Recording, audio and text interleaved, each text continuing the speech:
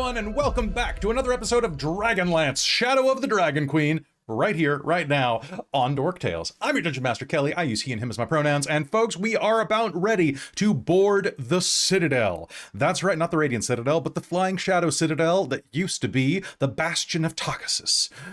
It's going to be an exciting game tonight. We're going to try to get most of the action out of the way so that we can head into the final dungeon, and thanks for joining us. Before we begin, let's introduce the cast, starting with Christine. Now, Christine, before you go, I did want to tell everybody that apparently Kelara inhaled some smoke between games. Because I kind of feel like shit. Okay, so Christine and has my throat really hurts. Christine has a bad throat cold, but she's talking much. She's toughing out the game. So if you're listening on podcast, sorry, she's a little scratchy. But Christine is wonderful and is right there playing. Do you mind if I help you out? You're playing Kelara Vingard, the human cleric of Mishakal. And I'm drinking out of my Spider-Man mug today that Kelly brought back from the Spider-Man experience in Kansas City, which is really nice. It's keeping my ginger tea nice and hot. And I use she, her pronouns. Oh, and you use she, her pronouns. Damn, I messed it up. Okay, thank you, Christine and Christine Helper. Over in the corner, we have Chris. Hi, I'm Chris. Use he, him, or they pronouns, and I'm going to be playing Godfrey Highvalor, the Knight of Solamnia, who's ready to kick some ass. Nice. Also ready to kick some ass beneath you is Rizira. Yeah, Rizira's definitely, but Robin's not. Hi, I'm Robin. I use she, her pronouns, and I play Rizira Moonbrush, our Kender swashbuckling rogue. Yeah, my hips are broken, so I can talk perfectly fine. Just sitting and standing and lying down hurts. All right, well, thank you for being here. Cal, are you broken as well? Nope. Okay. Oh no, I'm good. Hi everybody. My name is Cal. I am Neo Cal in the chat. I use he, him pronouns, and I am playing Aurontiros Caledon, Qualinesti elf. A bard from the College of Lore, and it's going to be exciting, like lancing some dragons, dancing with some dragons, possibly prancing with dragons. We'll see. Nice. All right, and last but not least, we have Jen. Hey, I'm Jen, and for once, not the most broken person on the team here. But I use she, her pronouns, and I play Hazeal Nightgranite, our dwarven lunar sorcerer who also uses she, her pronouns. Perfect. All right, folks, before we begin tonight, I also need to thank our sponsor for the evening, Bookwyrm Games. Bookwyrm Games is a fantastic sponsor and a fantastic place for you to get more than 170 different types of dice, from liquid core to acrylic, resin, gemstone, wood, and even edible dice. That's right, you can chew your dice to intimidate the rest of your dice. Go to bookwyrmgames.com and check out their entire selection, which includes some fantastic dice sets, as well as dice bins, dice trays, dice boxes, not coffee yet, they're working on that, tea, as well as some fantastic familiars to raise your spirits. They're also working on a line of gaming tables so that you can roll your dice in style on a table custom built for your specifications. Thank you to Bookwyrm Games for sponsoring us. Use code DorkTales on their site to save 10%. I also recommend you checking out one of their quest chests, which is a system agnostic game in a box that allows you to run a cross between a module and a murder mystery / escape room, with all sorts of amazing riddles, clues, voice clips, and music to make this a truly interactive experience. Bookwyrm Games is awesome. Thank you so much for sponsoring us. Also, a big thank you to another, well, not really a sponsor, but an affiliate of ours, Bones Coffee. If you're looking to do some great coffee gifting in the upcoming holiday season, might I recommend you go to Bones Coffee. By using code DorkTales, you can save 20% on any coffee that you purchase from them, any accoutrements, any mugs, like that fantastic Spider-Man mug that I was rocking in last night's Shards of Nirn. You can also get coffee that is Marvel themed, Disney themed. You can get a strawberry cheesecake coffee that is just delicious. It's not themed for anything. Or you can go and get some Loki key lime pie chaos coffee, which is just their key lime pie that they discontinued, renamed with Loki. and I'm upset because I really like that coffee. And it's, I want it right now because it's real good. But thank you so much to all of you who go support us on Bones Coffee. Use code DorkTales for 20% off. And folks, I think that's it. I think that we're ready to go. Are you all ready?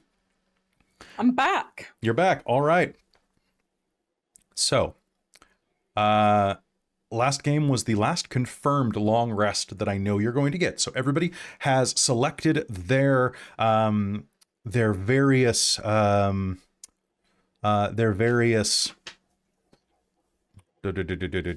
brain blanking. You've selected your spells, you've selected your abilities, everything for the day should be ready to go. And with that, I would like you all to make me an initiative roll. And this will Another one? Yeah, we're gonna do this super quick.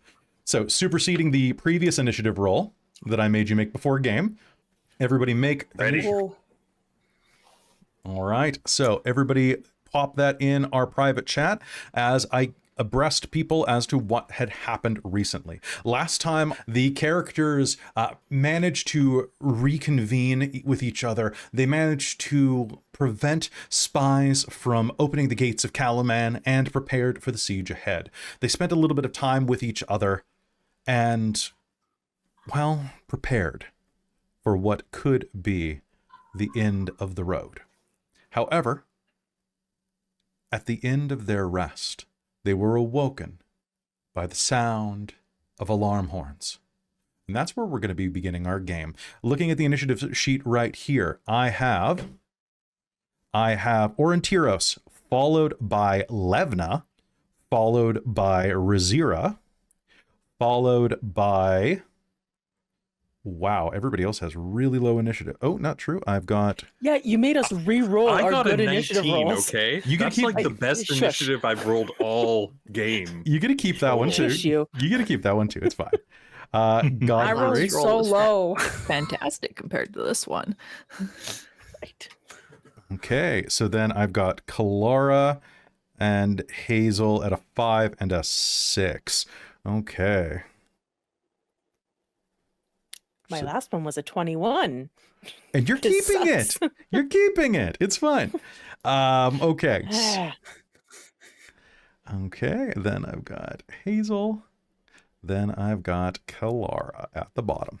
All right, so let me set the stage right now.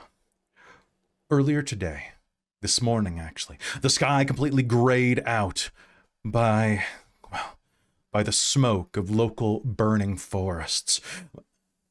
You see the citadel floating in front of you, lightning and purple energy crackling away from its base. The horns of war call you into battle.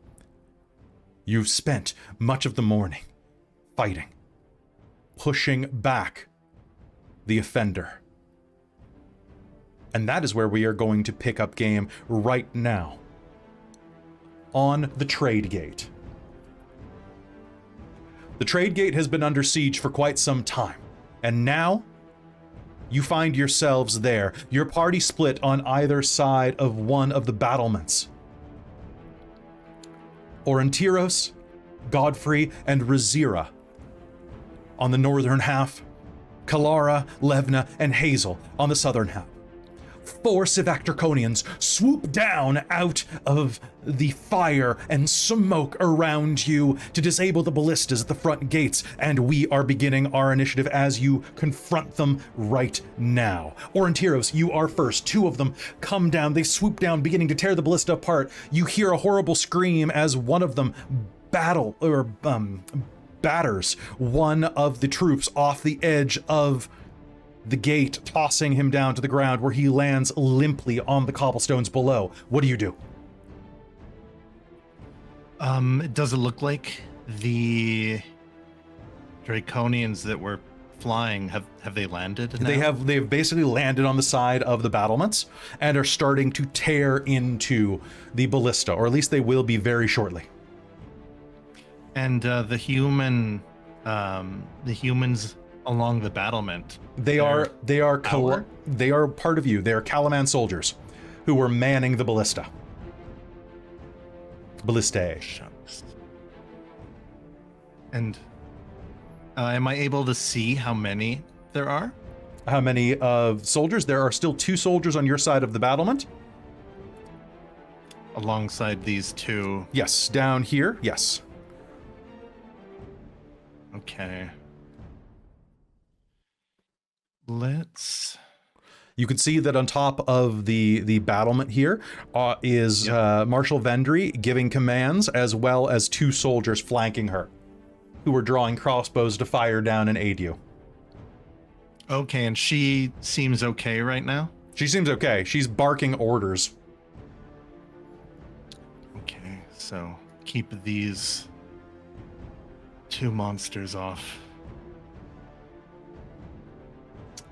Think I'm... Presumably these big guys are wearing armor? They are, in their art, they are. They are? Yes, in their art, they are. If if they're wearing it in the art, If they're then wearing it in counts. the art, then it counts. That's our rule. Gonna cast heat metal. Okay, on on the one that's closest to you? Okay, Okay. let's do it. I have a 19 on my save. You have a 19 on your save. I'm going to use... I'm gonna shout, "Not looking so hot today," and actually use cutting words, Ooh. which is a D10 now. Bringing that down by 3. Okay, that's a 16. Does that... Do you override And the spell that? save DC is 17. Okay, then that will hit him. All right.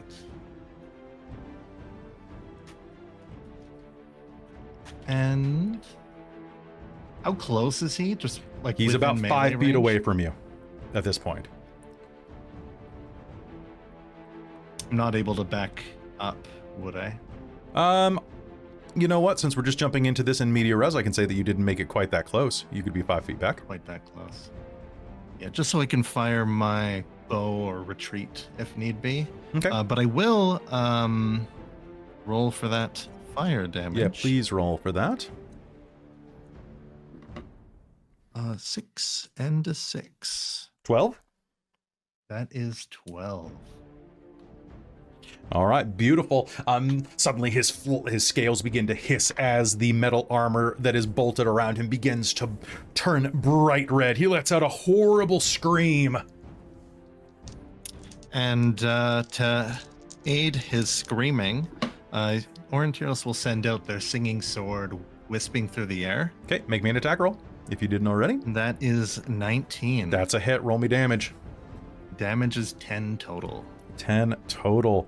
All right, this one is badly wounded. You can see that outside fire has been dropped from Dragonnels and other flying draconians all in front of you.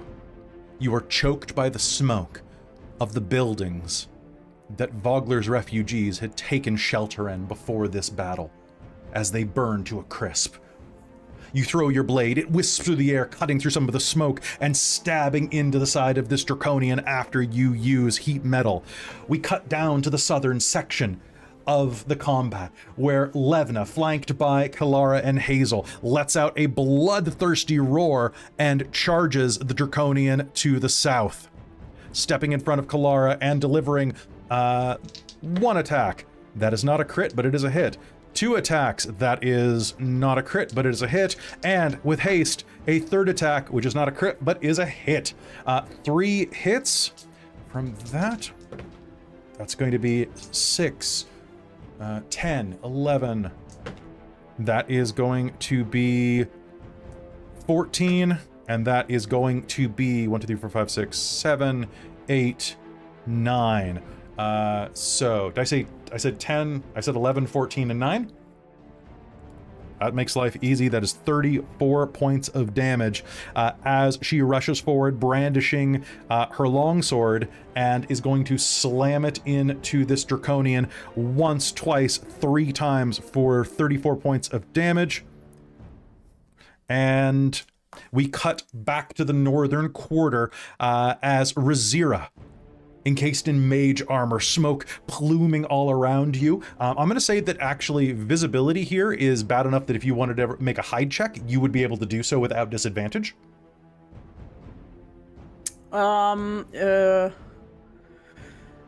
Could we, since we're doing this sort of in media res, Yeah. could potentially have Riz tried to hide before the Draconians Give me a roll. landed? Alright.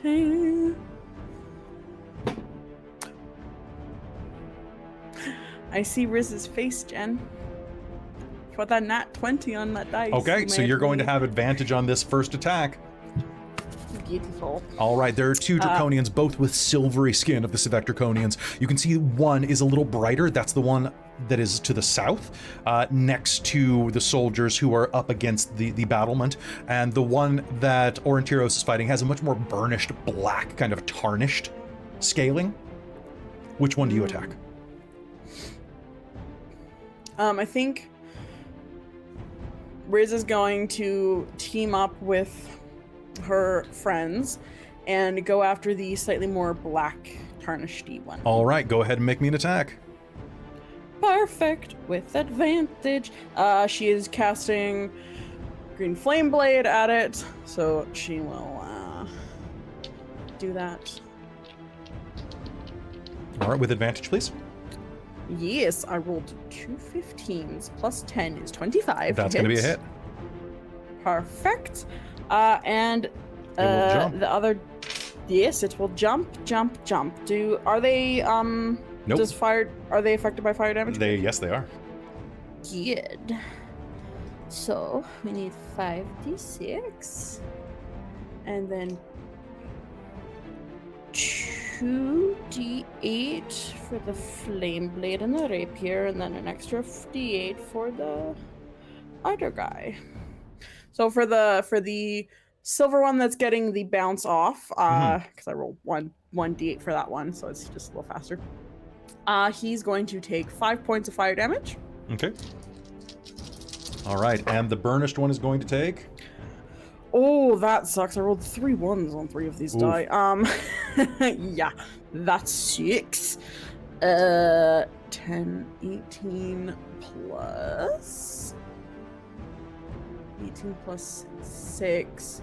24 points of Ooh. fire magical piercing. Beautiful. He is on his last legs as you slam your green flame blade into him. Perfect. And I would like to try and move and hide again in the smoke. Okay, you can do so with your bonus action. Make me an attack roll, or pardon me, make me a hide check.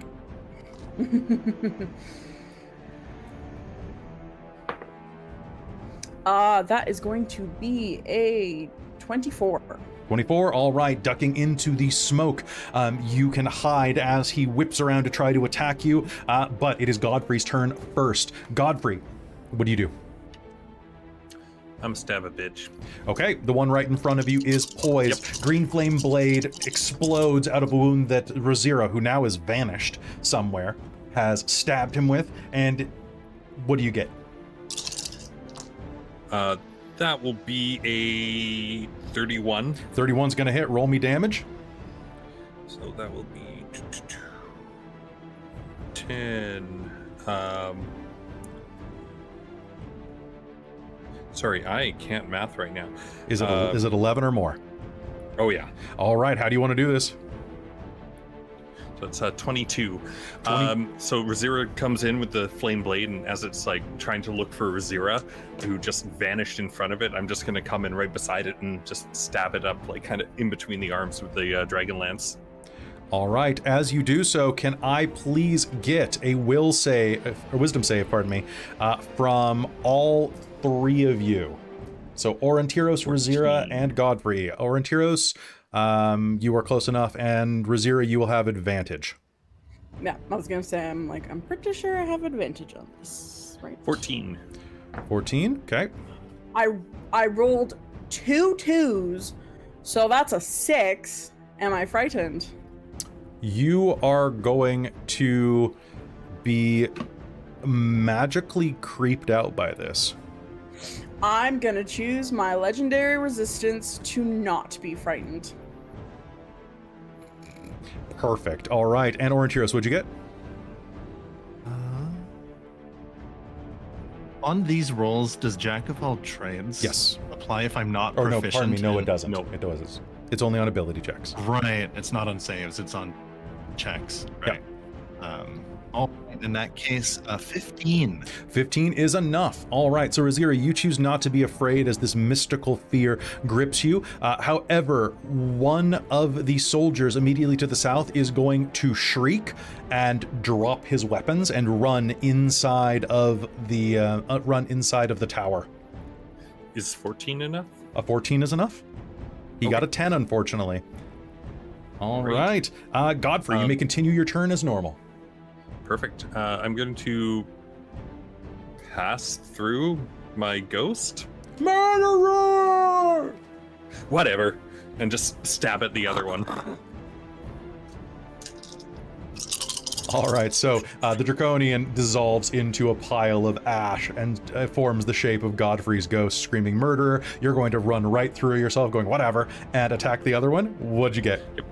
So that'll be a dirty 20 to hit. That hits. And that'll be 10, 23 damage.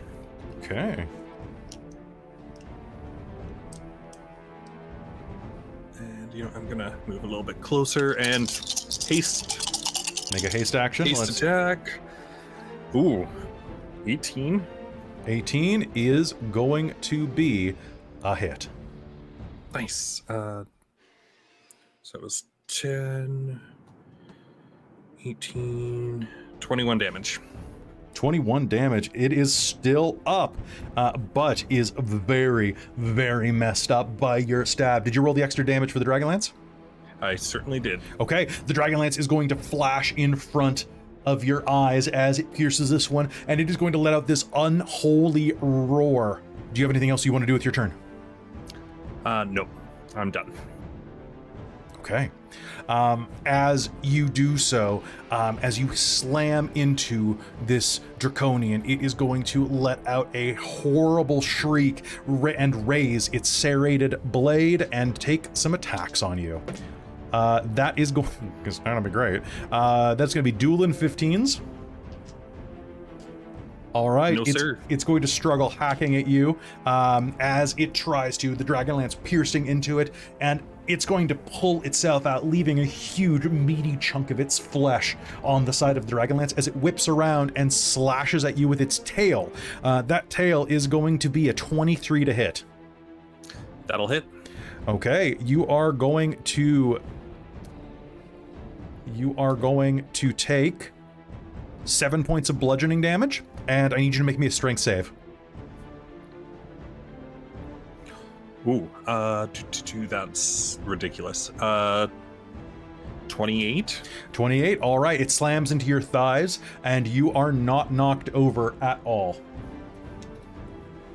All right, and with that, we are cutting down to the south, where the one that Levna was laying into is going to raise its blade, let out a scream of rage, and is going to, first off, try to sweep her legs out with a tail sweep, and he is not going to be able to do so. Swinging around, he's going to hit her with his tail for a total of, wait, hold on. Yes, that does hit. Just barely hits. Oh, actually, wait. No, it doesn't, because she's at an AC 22 thanks to Kelara and Hazeal, and that was only a 21. Okay, so he swings around, she leaps over his tail, and then he makes 2 slash attacks, both of which she is going to dodge with her haste. Next, up above, immediately up by Hazeal, another one of these creatures is going to turn and raise its serrated blade and slam it down into the ballista. The wood splinters and chips, and I am going to spend another, or pardon me, I hurt them more, to have it do so again. It takes 2 huge swipes into it. This ballista is still functional, but if it takes 1 more hit, it is going to be destroyed, and one of the prime defenses of the battlements is going to be gone. Hazeal, it's your turn. Well, I don't like that. The 2 Draconians down here are not within 5 feet of each other, correct? They are not. They're 10 feet away from each other. Cool. Cool. So right now there is one that is right next to you, tearing into side of the ballista, kind of like ripping at its northernmost flank, and another one is on the other side of Levna. Yeah, I can see it. I have Twitch open because at least that doesn't like my computer too much. I'm just trying to think of logistics of using that, but no, I think with this guy having hit the ballista so many times, I'm just going to hit him with blindness because Ooh. fuck that dude. Fuck that dude. All right, what's my save? 17. I got a nat 1. Yep. That means he's extra. Doesn't matter blind. even what you're rolling. I'll say, is it blindness, and deaf. deafness? It's blindness, deafness, but I have to choose one. So it's You know what? I rolled a blindness. nat 1. Don't worry about it. He's blind and deaf. Yes. It's just sensory deprivation, the spell. Oof. He's just that's like, so- he's in like a warm water tank Oh, right now, yeah. just chilling. I mean, Nice. deafen just means he can't hear and automatically fails any ability check that requires healing. It's the automatically fails any ability check that requires sight, and then attack rolls against the creature have advantage, and the creature's attack rolls have disadvantage. Okay, so he is now blind as you cast that. His eyes are going to, do they go milky or do they go dark? They go milky. Dark is too evil and cool. Okay, so they go like milky white, and he He's is, glaucoma now. he has glaucoma. It's just full of avocados. All right, so he cannot see anymore. I don't know what good token is for that, so I'm just gonna put. Oh shit! No, I can't do that. And Hazel would have known that because I have haste up. It's concentration. Oh, it's They're both concentration? concentration. Okay, so Yeah. we're gonna So rewind sorry, that. I need to We'll retcon roll that. Okay, that's fine. Yeah, because she would have known that. In that case, I am going to.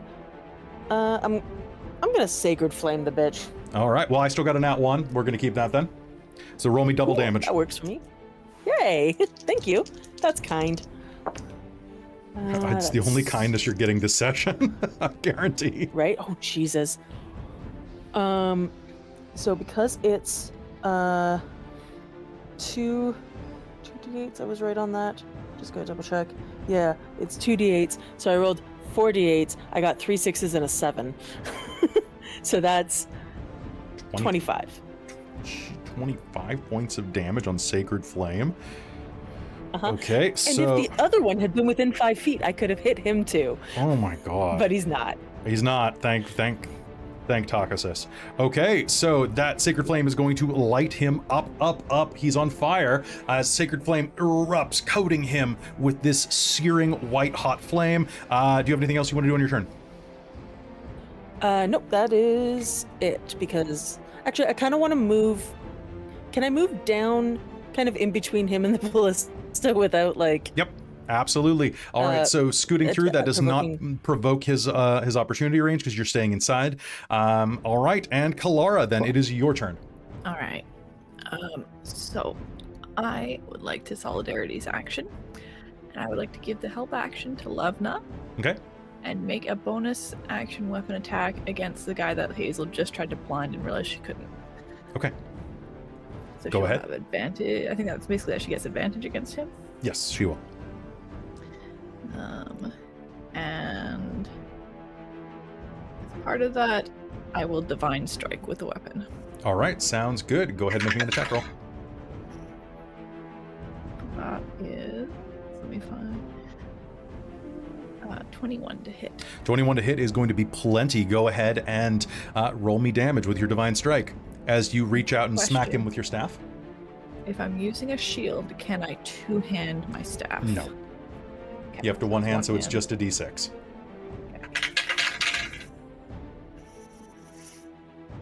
That is 4 points of normal damage. I think I don't really add anything to that. Okay. You add Oh, strength to that. 5 points of Okay. normal damage. 5 points of normal damage. And how much with your Divine Strike? 5. So 10 points. He is not doing well. 5 is radiant, so Okay, you are going to lash out with your with your holy staff, slamming into him. There's going to be a spark of divine energy as he reels back between that and the sacred flame. And anything else you want to do on your turn? That is your bonus action, your action, any movement? Okay, sounds good.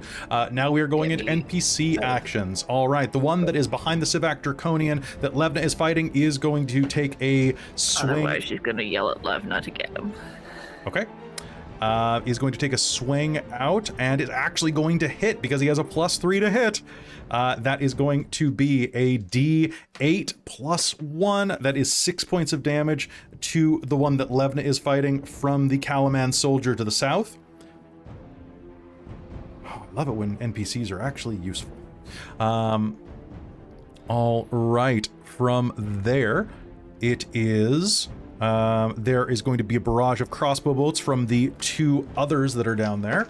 That is going to be a botch. One of them is going to fire a crossbow, and the crossbow is going to snap as the bolt kind of harmlessly flies off the wall. The other one is, however, going to get a hit in. That is going to be a D8 of aid from the crossbowman at the south, which is going to be a grand total of 3 points of damage to that Draconian. Cutting up to the north side of the wall, we are going to see that the one remaining Kalaman soldier that is up there is going to kind of steal his courage and is going to rush forward next to Godfrey and take a swing at the Draconian that has been pierced by the Dragonlance. Oh, it was almost a nat 20. And is going to whip his sword out, colliding with part of the Draconian's armor. From there are going to be 2 bolts that are going to be fired from the upper area. One is going to go at that one. It is going to be a miss, unfortunately. And one is going to go at the one that has been bashed and sacred flamed. And that is going to be a miss as well. Oh, you know what? They have height advantage. That should have advantage. Okay, the one against the southern Draconian is going to be a hit. And that's going to be 7 points of damage as that crossbow bolt slams into it. That is going to be a hell of a damaged Draconian. As we begin the next round of combat with Aurontiros at the top of the wall. This guy isn't looking too hot. He is not looking hot at all. You think your sword might be able to take him out? I indeed will send the sword past the spooky Godfrey ghost and see if I can embed it in them. Dirty 20. That'll hit. Roll me damage.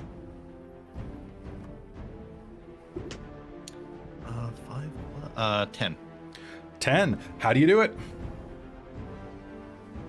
Say the sword kind of floats around, comes up behind the wall where they have their back to the small wall along the along the turret, and just kind of, while he's engaged with Godfrey, just takes him out from behind. And as it does, he is going to erupt into flame, revealing a ghostly Aurontiros who will go, Killer! Killer! I guilt you! Shame! And is going to point, and I need Riz, Godfrey, and the soldier to all make me wisdom saves. Dirty 20. Dirty 20, you're fine. Is it within 10 feet? It is within 10 feet of you, yes. Oh, okay, I thought it was 5. But okay. What the hell are my dice doing? You have I'm advantage. I know, I rolled a 4 and a 6 on the die. That's why I'm going, what the hell is my dice doing? Oh, whoa. That's a 10. Determination is, what are we at right now? We're at a +4. I'm gonna make it a 14 with determination. Okay, then you are going to be able to hold off on the spoopies as it points and dies. Aurontiros, you have the rest of your turn. What would you like to do? The middle section, is that like a tower with a door? It is a tower. There is a door right next to the soldier here that you can enter and climb up top if you'd like.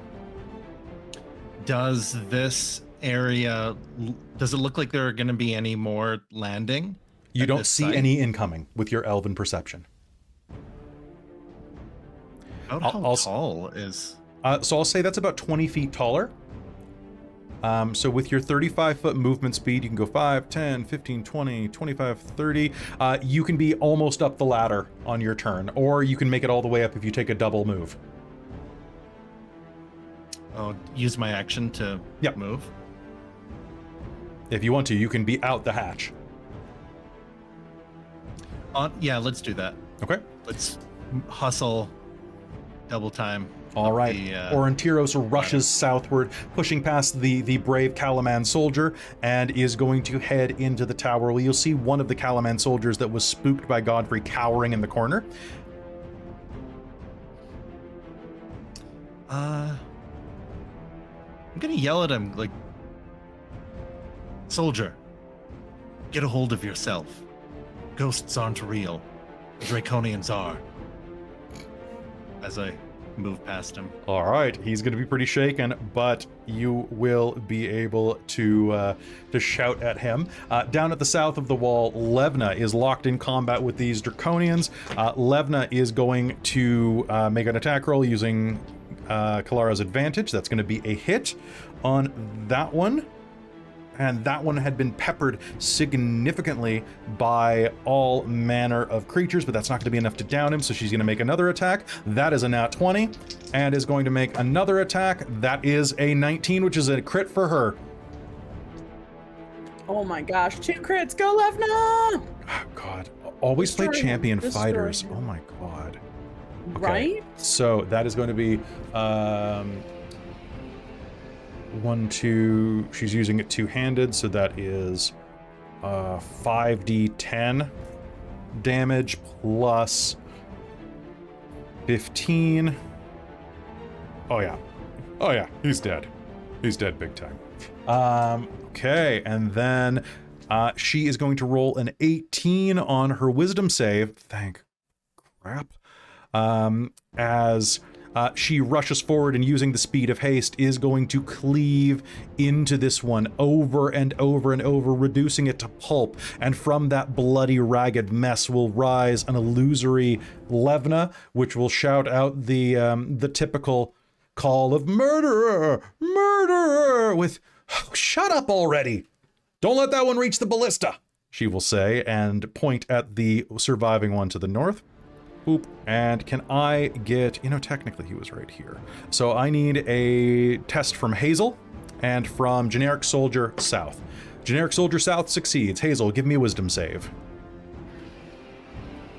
14. All right, that is plenty. And with that, we return to the north, where we switch back to the north, where it is Rizira's turn. Okay, so there's no through. We have to go up and over to get to the There other is a side, through. right? There are doors on either side of the battlement. So you could absolutely do a double action to do a, what is that, 5, 10, 15, 20, 25, 30. So you could use your dash to make it across to the southern area.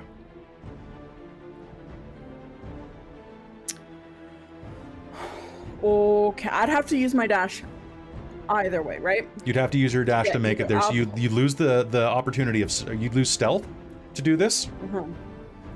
But you could run in and make an attack. I would lose my stealth by dashing to it. You would lose your stealth by dashing because you're running. You don't have the ability to make stealth while moving, do you? As part of your class feature? I don't believe Swashbuckler does. Sprinting.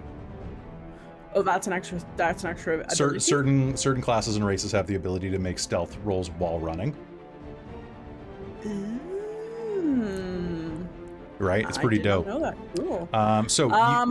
Okay, so I can't use my advantage at all from the last. You can't use your advantage, but you can rush up and attack. Yeah, no, I'm just being what if I stayed at the top of the tower and swung my hoopak down to get advantage or not. But technically, if I'm dashing, you would have either you have the towers blocking your view. Mm-hmm. Are you saying just like take a sniper position up above? Yeah, basically, like if I went, it's either run through or go up and shoot my hoop pack down because I have range or melee, so Both I are could do good. both. But both will lose my advantage, is what Yes. I'm getting at, what I'm asking. Yeah. Okay. So for flavor, doesn't really do much either way. Would okay. she get advantage for the height? I give you advantage Being for the up on height, the- actually. Yeah. Okay, cool. Sure. Then Riz will do that. Riz will run up to the top Okay. of the tower there. So that's 5, With our 10, hoop pack. 15, 20, 25, 30, 35, 40, 45, 50, and you have movement of 30, right? Yeah, so it'd be 60 total. Okay, so you can go right to the edge. Oh, perfect. Okay, and then she will, with her hoop pack, which at the last long rest, she switched over her magical ability for a magic weapon to the hoop pack instead of her extra rapier. All right. So she has a magic hoop pick. Oh my god, my dice are cursed. What'd you get? I rolled a 1 and a 2, so thankfully I Time to didn't put botch those with the dice to the side. advantage. I've been rolling different dice tonight. I've been pulling out different ones, but That's these two your are going problem. into banishment. Okay, so a 2 plus 10 is 12. And you have your I'm gonna- determination back. Yeah, I know, I'm gonna... Does a 16 hit? A 16 hits. Roll me damage. Yes. Okay, alright. So it's... I need 66. Okay. For my little hoop I'm pack. just gonna pre-swap this into a ghost, Rizira. Oh my goodness. Though, like, maybe, depending on how much No, you hit can- points. I've rolled... Between We hit it Hazeal real and hard. Kelara, I think you're okay. Okay, because my D6, my dice are just cursed tonight because I rolled 2 1s, 3 2s, and a 5. He My had dice 5 are hit points left, so how do you want to do this? I think just magical strike out of nowhere, suddenly this like magical hoop pack flings this like magic rock and it just like goes directly like a sniper shot almost, like it goes straight through his forehead and you just, it's a clean shot. It's just like in All and right. out, and then suddenly he's standing and then like suddenly Okay, that is going to punch directly through his head. Kelara, Hazeal, and Levna, I need you to make me wisdom saves. 16. 16. Levna is going to turn, look at this, and go, "Ah, creepy Kender!" And is going to back up. Murderer! You're all murderers! You're killers! All right, and Kelara got a 28, so you are going to be fine. There is a momentary pause in the action as you catch your breath. You can see above you, there are all manner of monsters attacking. There are riders from the Red Dragon army strafing along Calaman's walls on Dragonnels. There is fighting down below. There's even in the distance, one of the far walls is attacked by a death dragon. And as that catches your attention, there is going to be this... Can I get a perception roll, please? Off of everybody? If you have observant, do not roll. You automatically will succeed. Or pardon me, if you have alert, you will automatically succeed. 17. alert or I believe that's the one that makes you not immune to surprise attacks. yes, correct. Okay. You will be... Yes. So I need a DC 16 perception roll from everybody. 17. Oh, All right, this deserves a voice. Natural 20. Okay. Nice. I got a nat 1 on this. Okay, so... I got a 5. Okay, sounds good. So, everyone who failed, you are going to be surprised. Up on the tower, Marshal Vendry is going to say, "We need to get those ballistas back in order. If we don't do that, then we're going to..." And suddenly, a dimension door opens, and out step 2 Aurak Draconians, their gold burned scales glowing with energy, and we are moving to our second initiative rolls that we already made before game. Riz, you're up. What do you do? I think Riz is just gonna be like, oh, well that's convenient, and then whip out a rapier. Is it still smoky to bonus action hide or no? You are too high up on the tower. Okay, that's fine. Yeah, bonus action. No. We are going to just take a swing to cast green flame blade and take a stab at him. Do it. Perfect. As these Aurak Draconians appear, they look intent on killing Marshal Vendre. Cool. Actually, Riz can just use her hoopak because it just says You can use one on the It's north one. just It's far a enough away that weapon. you don't take penalty. well, I could the hoopak is able to do both. Oh, that's right. melee It's a and pokey ranged. weapon too. It's a pokey weapon. So Riz is gonna poke and then with her hoopak because it's in her hand. And I think it's cooler. All right, go ahead.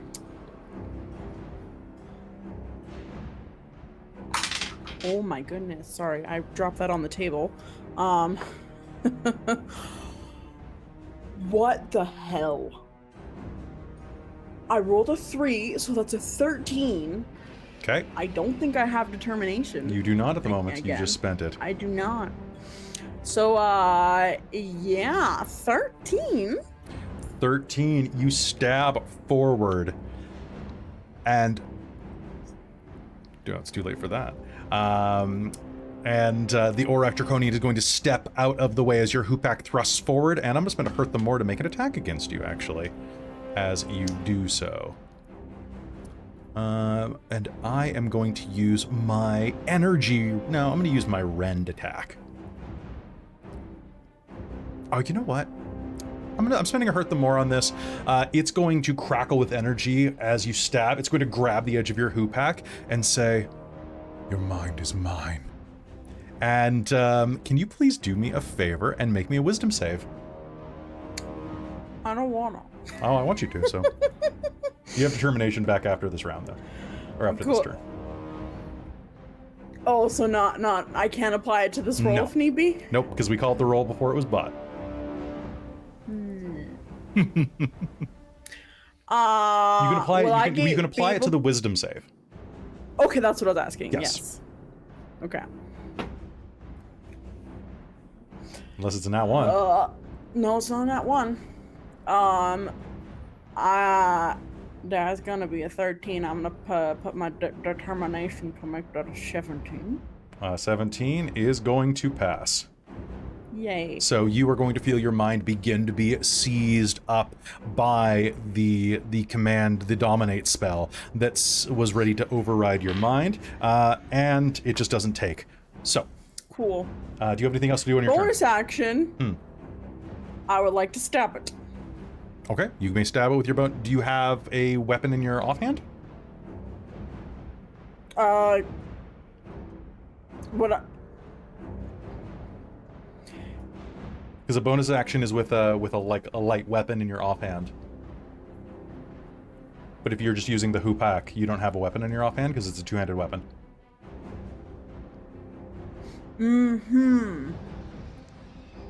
Oh, and so, the Kender thing, sometimes with them, they've been using it, the hoopak is, the main attack is the, and then the people have been having it do the stab as an offhand, like, swing with it, but I used the main attack to do the stab, not the...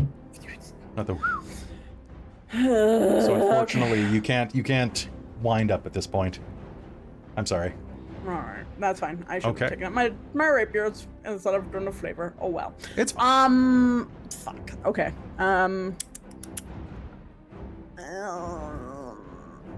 bonus action. Boy, you can't even like get into a Kinder's mind. That's pretty not good for you. You must be some sort of weak spellcasting draconian. Are you even really a draconian? You're more like a lizard. Nice. He has disadvantage on all attacks. Except against you. Yeah, and we're just gonna run over to the other side of the tower to the other draconian. All right, sounds good. As you drop your insult on the draconian, it's going to snarl at you, and you are going to move out of the way, kind of rushing around to the north of the northern one. It is going to turn around as well and is going to let out this horrible, noxious exhale on Aurontiros, Marshal Vendry, and this soldier to the south. I need all of you, so I need Aurontiros and them to make me a Constitution save. Marshal Vendry fails, and the soldier fails. Uh-oh. The two hardy soldiers just failed, huh? Come on, frail elf powers. Marshal Vendry is still conscious, thank God. She's got like 4 hit points left. What'd you get? I have exactly 10.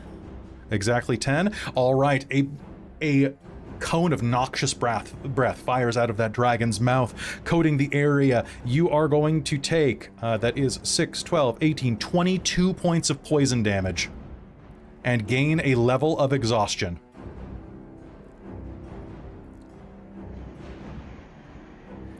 As this plumes out of his mouth, which is going to be great for me. However, what also is great for me is that it is Hazeal's turn. Hazeal, down below, you see this above you poison billow out over the top of the tower. And hear combat up above. And also hear Riz giving someone the sass. How does surprise work? So surprise means you cannot act this turn, right? So you were surprised. So that is going to catch now you. that your turn has come up Yeah, in the initiative I'm waving order. my warhammer. Oh, go ahead. Oh, sorry, I was So talk, Chris. waiting. Oh, now that your turn has come up, though, in the initiative order, even though you couldn't act, you can still react now. You can use a reaction. Yeah, now. no, that's cool. Hazel's waving her warhammer through the ghostly Riz, being like, "I hate these fucking things." All and right. then what's happening? Okay, that is a super valid thing to do. Beautiful. All right, so you are going to be doing that. You can use reactions as normal. Levna did succeed her surprise, I believe, but she is frightened and cannot pass through that one. So instead, she is going to make, she's going to grab a crossbow and do 3 attacks with disadvantage against the... Can she even hit it from this angle? Oh, she can't. It's not close enough to the edge. So Levna is going to be stuck back, afraid of Ghost Riz. And Godfrey, were you surprised? Were you not? I thought you were. Did you roll? I rolled a 17. Okay. Oh, it was Aurontiros who rolled in that one. That's right. Okay, so Godfrey, what do you do? I am still hasted, I believe. You are. So I will run up to the top, which I believe would be about 40 movement. Mm-hmm. So run up to the tower, get up there, see what's going on, and I'm going to. Does one of them already look injured? No, neither of them are injured. Neither of them are injured? Okay. I've got 10-foot reach with the Dragonlance, so I'm just going to go after the southern one then, and stab it with the Dragonlance. Sounds good. Make me an attack roll. So that'll be a 30. That'll hit. That's 10, 18, 24. Oof. That's attack number 1. Okay. Number 2. Oh, Number 2, does a 15 hit? A 15 does not hit. All right. And then final haste action, I will attack again. And you know what? This time I'm going to try and trip attack this one. Okay. I should have done that first, but Okay. whatevs. Is this a dex save or a strength save? It will be, if I hit, so I rolled a 19 to hit. Hit. It will be a DC 17 strength save. That is a success. Okay, and then it still is dealt, however, 10, 19, 26 damage. Oof. And what was the second damage you did? Or is that, That was the the second and second. third attacks combined? Yeah, that's just the third attack. What was I the missed second with one? The second attack. Oh, you did miss the I missed second. with the second. Yep. Okay, so slamming the Dragonlance once, slashing across him, and then whacking into him. There are two huge flashes of light, and there is going to be just like an explosion of energy as you slash into it twice. Aurontiros, it is your turn. You were surprised, but you may make reactions now. Do you have another action? Yep, I'm going to use a bonus action, actually. I'm going to use Bolstering Rally on Marshall Vendry. All And right. Just say, like, hold on! And Marshall Vendry will gain 12 temporary hit points. Oh, good, because she has 4. She is dropping to the ground, coughing as this poisonous air fills her lungs. And you are coming up as the smoke clears at this point. But you know what? I have a drama bomb. So tell me what, and now that it's the end of your turn, can you make me a con save? Con save? Absolutely. All right. So that's a 10 on the die, so that will be an 18. 18 is enough. God. Most of it is going to blow away. You are not going to take exhaustion, but you are going to take 5 points of poison damage as you come into this swinging and taking deep gulps of air to make these attacks. Hold on! All right, the one that you were attacking is going to see you come in, reach through with your Dragonlance, is going to raise a hand and is going to... I'm going to use a Hurt Them More. Make me a Wisdom save. Oh, pardon me, this is the northern one that is acting. Or no, it's the southern one. It's the southern one that is acting. Yeah. That'll be a 10. That'll be a 10. All right, you are dominated. It's my turn to be possessed. Kill Marshall Vendry. And Riz, it is then going to look at you and is going to summon 3 bolts of energy into its hand and fire them at you because you have drawn its ire by making fun of it. That is going to be a 6, which turns into a 12, a 22, and a 19. Oh, okay. Those 2 will hit. 2 will hit. All right. That is going to be... The energy bolts are going to slam into you for 12 and 11 points of damage. Force damage. I will use Uncanny Dodge on the 12. Okay, sounds good. They are going to blast into you, and then... Is it magic missile? It is magic. It's or... force damage. Yes, but I'm wondering if it's... It says the attacks damage against you. So is that all both bolts, or is it 1 bolt? They are 2 bolts. They are 2 separate attacks. So you will reduce 1 by half. Then Uncanny Dodge would just reduce 1. Okay, Yeah, that's what so I was you're going to asking, take a if it was total both. of, what, 17 points of damage? Yeah, 17. Okay. All right. Well, thank you. Kelara, it is your turn now. You got a nat 20 on initiative, so you can totally see everything that is going on. What would you like to do? I am going to back up so I can maybe see the top of that tower. All right. Correct. Sounds good. How far do you think I need to go? I think 5 feet would allow you to see just a little bit of this draconian, not enough to target it with like a crossbow, but something like guiding bolt is a Sacred little more Flame, precise. You just need to see him. You just need to see it with Sacred And he Flame. gets no benefit from cover. I got a Make 3. me a dex save. You do not save. I do not save. All right. 16 points of radiant 16 damage. points of Or max radiant damage erupt around this draconian. It is still on its feet, barely holding to life, but has been charred immeasurably by this damage. Are you going to do anything else with your turn?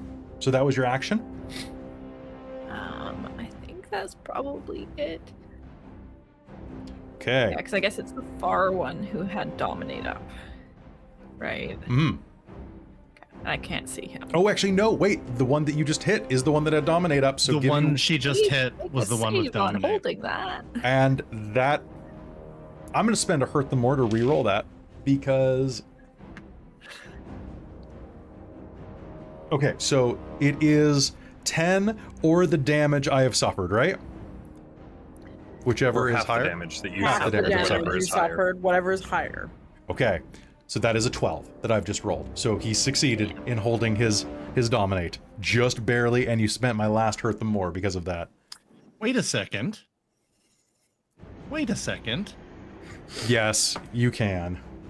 Your shoe's untied, idiot. Are you Ooh, using... 7 on his saving. Okay, throw. Godfrey is no on longer his dominated. concentration saving throw. Fuck yes. Okay, Godfrey is no Well longer done. dominated. That sucks for me. It is Marshall... FYI, I have to make more tea, so I'm just gonna get up. Sounds good. Marshall Vendry's turn. Marshall Vendry is hacking and coughing on the ground, but she is still a soldier. She is going to draw her blade and take a swipe at the Draconian with a disadvantage. And is going to connect with dual and 15s. That is going to be a slash, and there is going to be a... Ooh, that was a bad mistake, Marshall Vendry.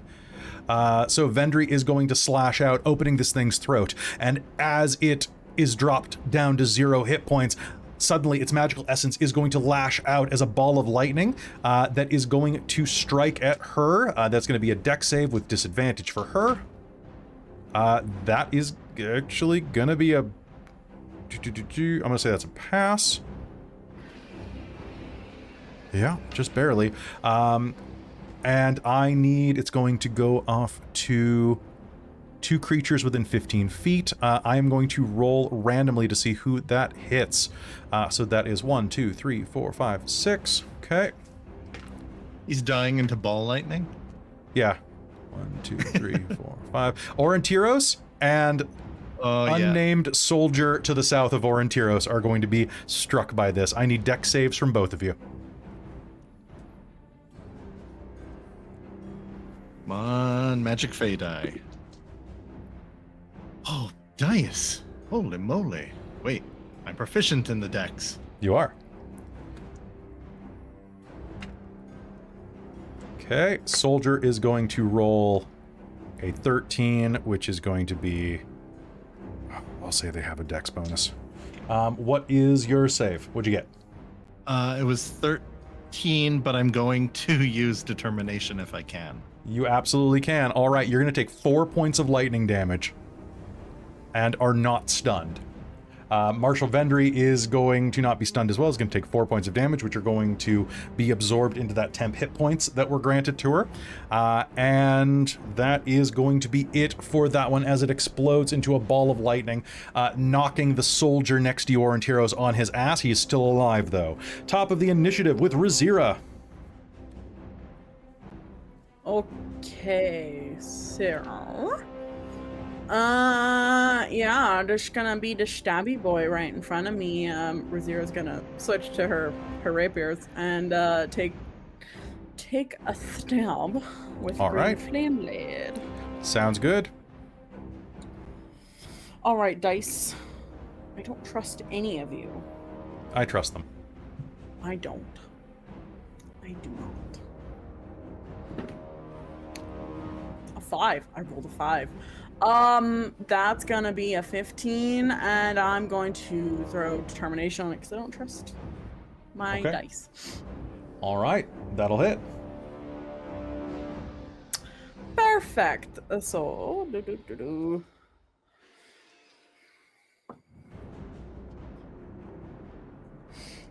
it's gonna be 5d6, guys. Can I roll some decent damage, please? All right, do it. Okay, there's some more 6s in there. That's better. 12,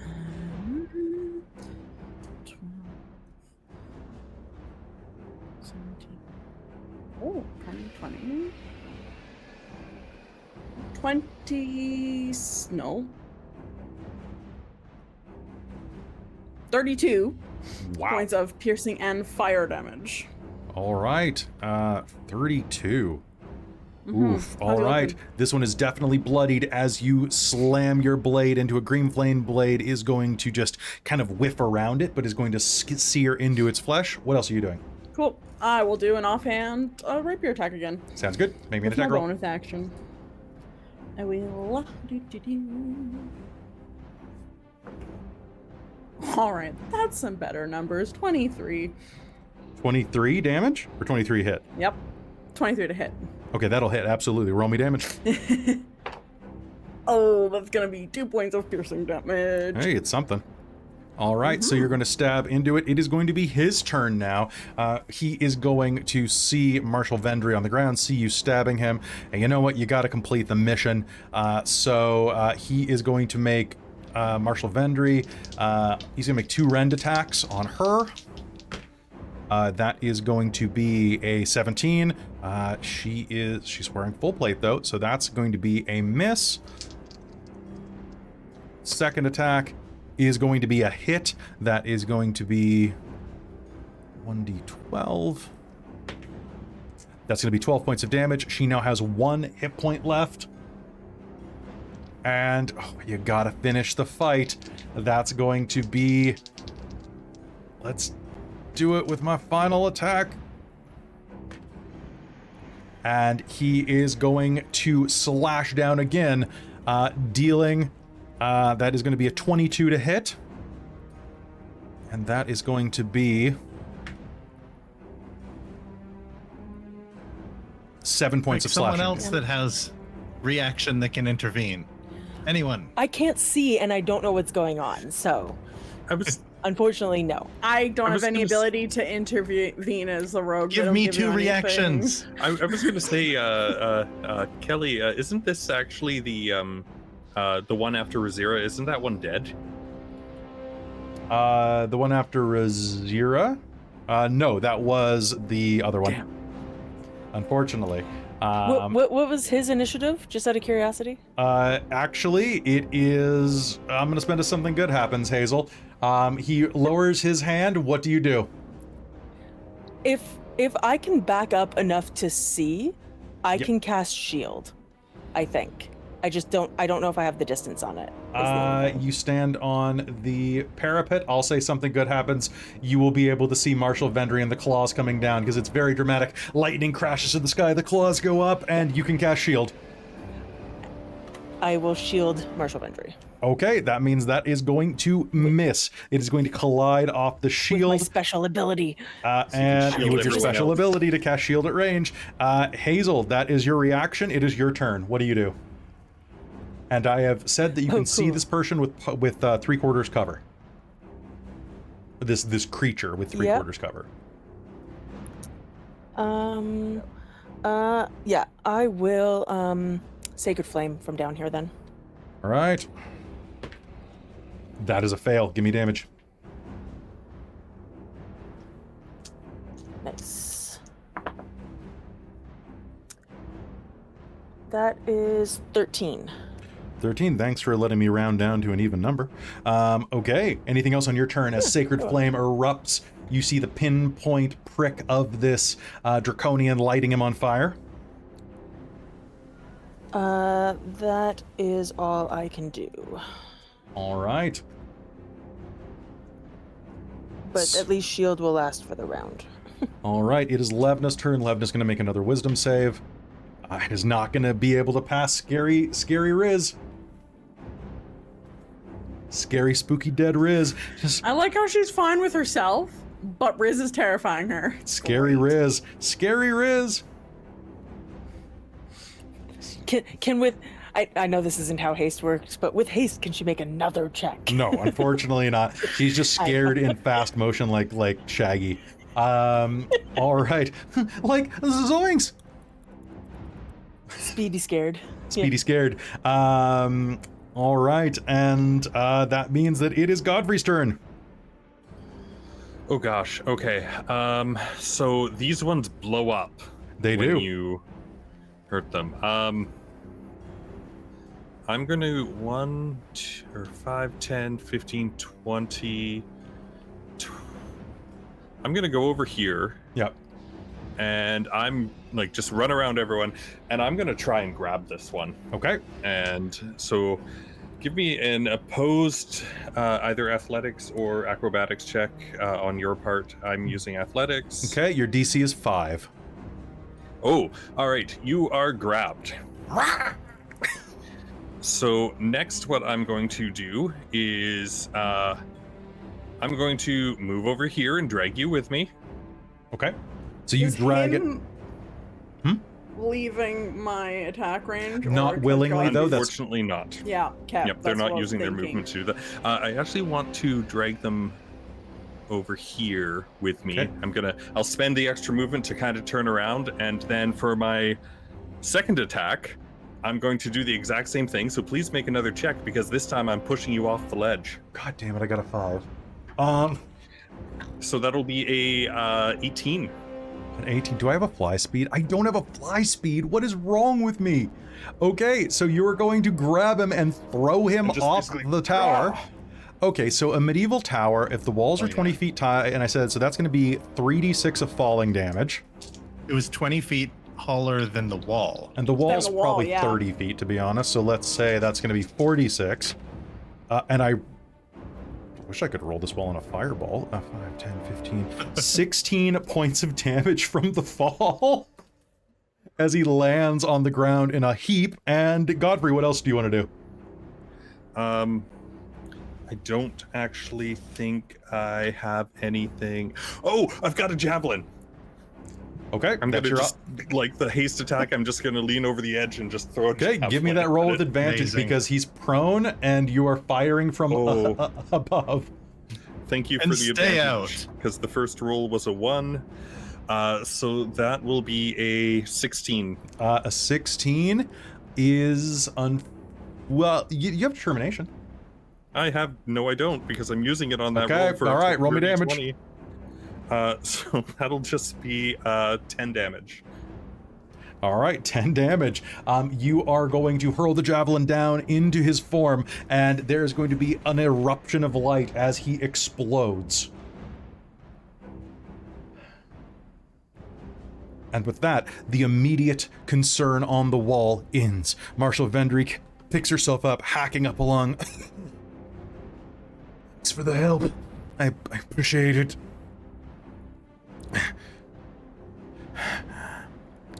And as you are catching your breath, Hazeal and Kelara at the southern wall, you hear the sound of someone running. Hello! Hello! Hazeal, Lady Kelara, the scout says to you, holding a message in his hand.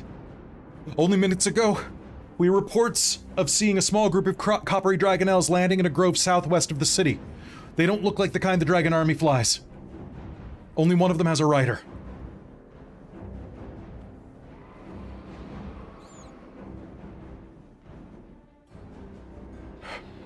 Do I recognize what that would be? You are to meet Clystron and Ness for an assault on the Bastion of Takasis, this flying citadel. Yes, I'm just wondering if I would recognize the description of the Dragonnels. Yes, you would recognize their coppery Dragonnels, unlike the red Dragonnels that are being used by the enemy. This is your chance. Then I will thank the scout and yell up to the others. I have message, it doesn't matter. You good up there? Our ride's here. Yeah, one moment. And then Riz will like hop over. Doo-doo-doo. Right, we gotta go. I'm gonna hand Marshal Vendry the single potion of healing that I have and haven't used. And just be like, you The city needs you, remember that. And gonna run down the stairs. World needs you too, fool. Is that the one that Hazeal gave you, or is that a different one? Because I don't remember where I had it. I only had one on my sheet, so maybe? It is not the one that Hazeal gave. like I can't remember exactly who I gave them to, but I know I kept I have one. I don't think... You gave Okay, one might to not be. Aurontiros and You Riz. gave one to Aurontiros and Riz, and I think you Right. either kept one or Yes. gave one to Kelara. Right, because Riz runs into things. Yeah. That's Yeah. what. Okay, cool. And I'm going to use my second wind and give myself some hit points back. Sounds I have good. a moderate healing potion as well. And Mine was just a I know. normal, plain, minor healing potion. But it's something. I will drop haste so that we're not. Run down the stair. Yeah. The Looking- one Hazeal had, those were greater? Or They were Normal. medial. medium?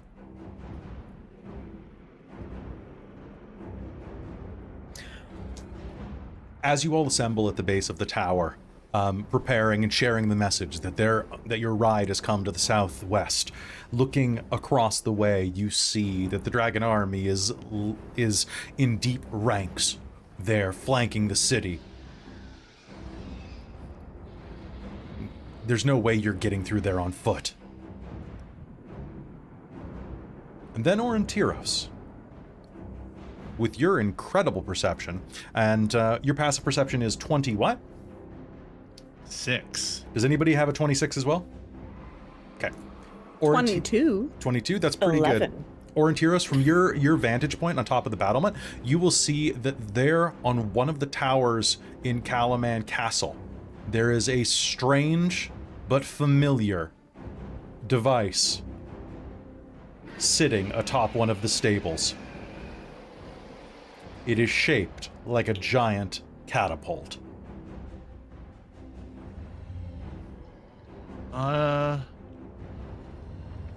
Probably not the news that Hazeal would like to hear, but Oh,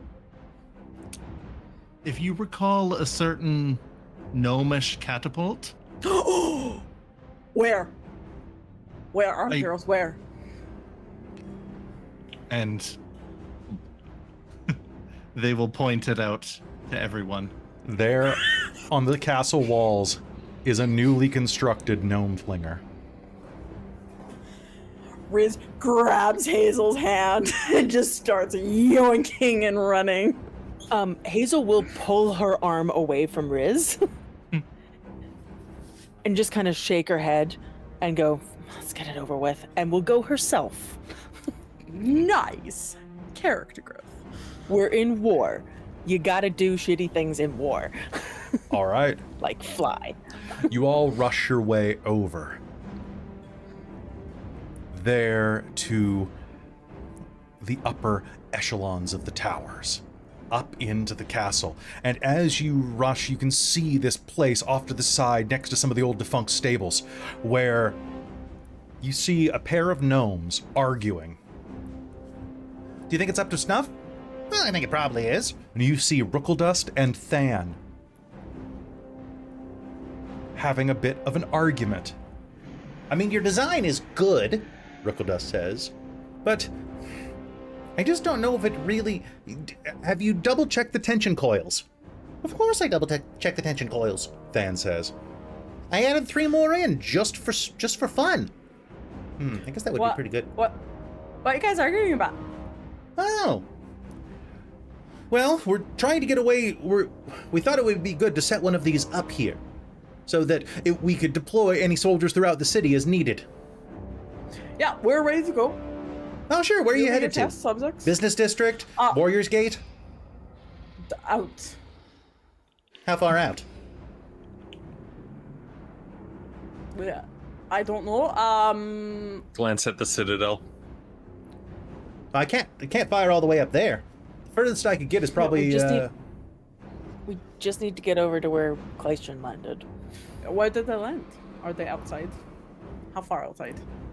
Looking down, you can see there is a burning grove to the southwest of the city. Over there. Good thing you put in those extra tension coils. I think we can manage. Who's going first? All right. So here you go. Hop into the Noim Flinger. Go and kiss put your head between your legs and kiss your ass goodbye. That's what the dwarves always say, right? Riz is gonna like search in her bag and pull out some weird, like, almost look like, you know, like something like a professor might wear, glasses, kind of like, Spectacles. you know, not spectacles, goggles, more like goggles that looks like they fit a gnome's face scientist perfectly. goggles. Hazeal, you got this. You've already done it before. You can do it again. And bolstering rally, Hazeal, have 10 temporary hit points. And with that, the gnomes are going to outfit each of you with a pair of nary crashes.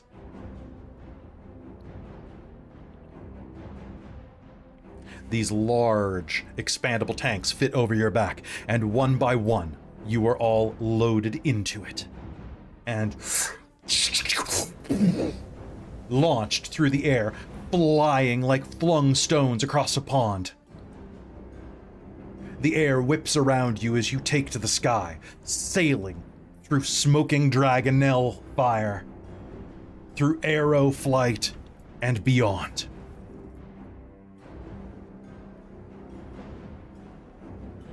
As you hit the apex and begin falling together, we cut back to the gnomes on the wall going,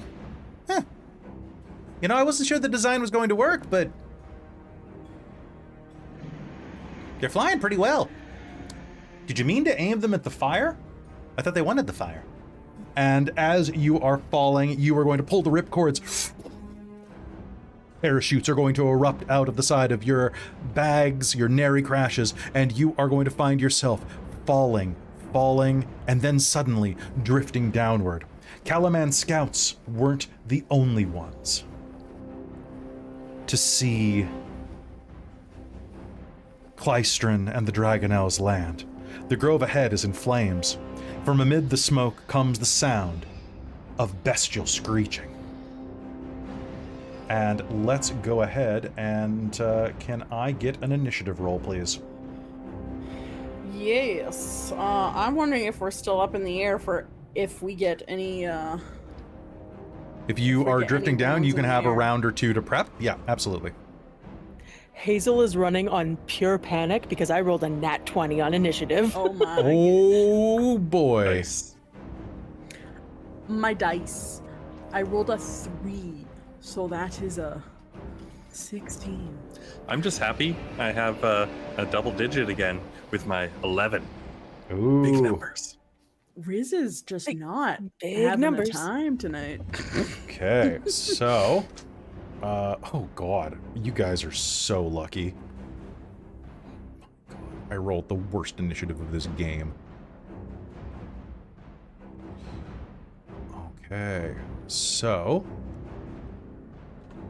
let's take a look at initiative right now. That is going to be, top of the initiative is going to be Hazeal with a 22, followed by Kelara with a nat 20. 11, I got double threes. Followed by Riz with a 16. Okay, followed by me, followed by, I've got, oh, sorry, Cal, I missed you there. So that's actually going to be Riz. So Aurontiros is going to be up there with an 18. Then it is going to be me. Then it is going to be, I rolled like 6, 6, 1. So that is going to be Godfrey.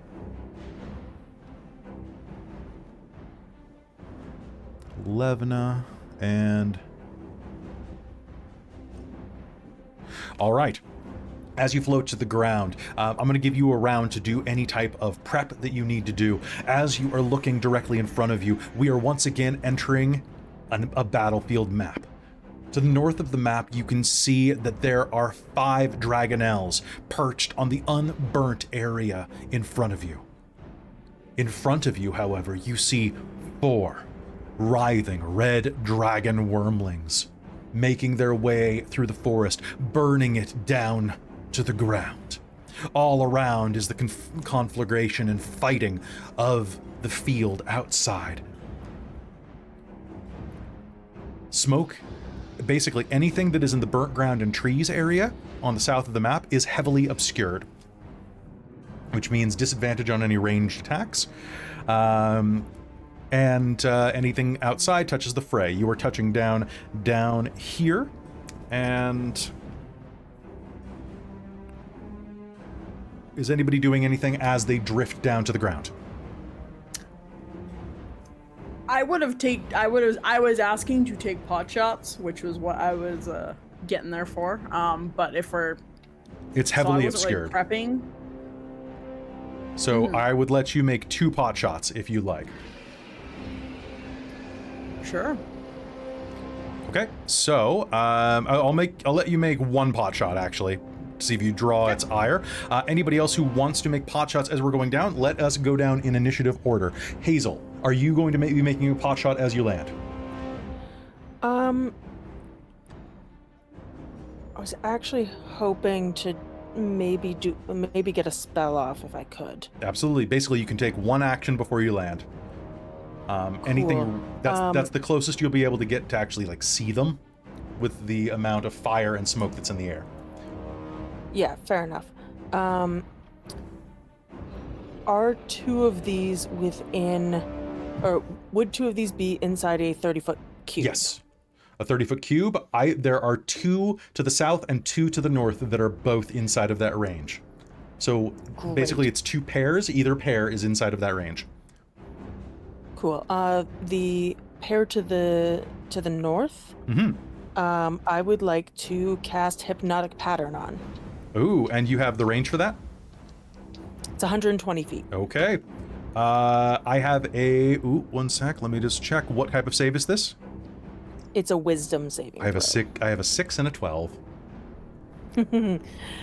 That will not do it. So they become charmed for the duration. While charmed, the creature is incapacitated and has a speed of 0. The spell ends for an affected creature if it takes any damage or if someone else uses an action to shake the creature out of its stupor. okay. So once I get that off, I will yell to the others, leave the 2 to the north alone unless they attack you first. I'm holding them off. Okay. All right. Hypnotic Pattern sweeps through the air as Hazeal says that, and both of them get kind of a little woozy. And Kelara, it is your turn. What would you like to do? With that, then I would like to flame strike the ones to the south. Okay. Were we able to do things before we landed? You are doing that right now. You're still floating. Oh, we were doing that? You're still floating down right now. Kelara, I'm going to let you make me I'm going to spend the something good happens to remind you that these are red dragon wormlings. Okay. Red dragon wormlings. Yes, this is half fire, half radiant Okay. type damage. So, like, yeah, the 4d6 fire isn't gonna really count. Yeah. But the only other thing I have is Dawn, which is a 60-foot Okay. That sounds good. diameter, and that's gonna fuck everybody. So, All right. So go ahead and I will at least actually, take if they're the 46 same level, radiant on you them. could make Dawn hit. You could aim Dawn so that it hits just them. could I? Because that's not a very big area. I think it would hit one of the copper ones and Not us. if you aim at the top corner by the fray. You absolutely could, just barely. Okay. Sure, I'll do Dawn then. And I will just shout at people to not go in it. Or at least not stop there. You will hit the ones that Hazeal has chromaticed, Hypnotic Pattern. hypnotic patterned, Yeah, they're just dazed. but Oh, they're I think I'll take the risk for 4d10 radiant. okay. So they have to make a save. Okay, what's the save? Con. Okay, 2 failed, 1 got a nat 20, and 1 just succeeded. Okay.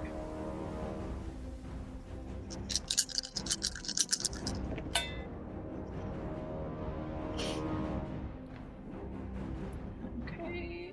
That is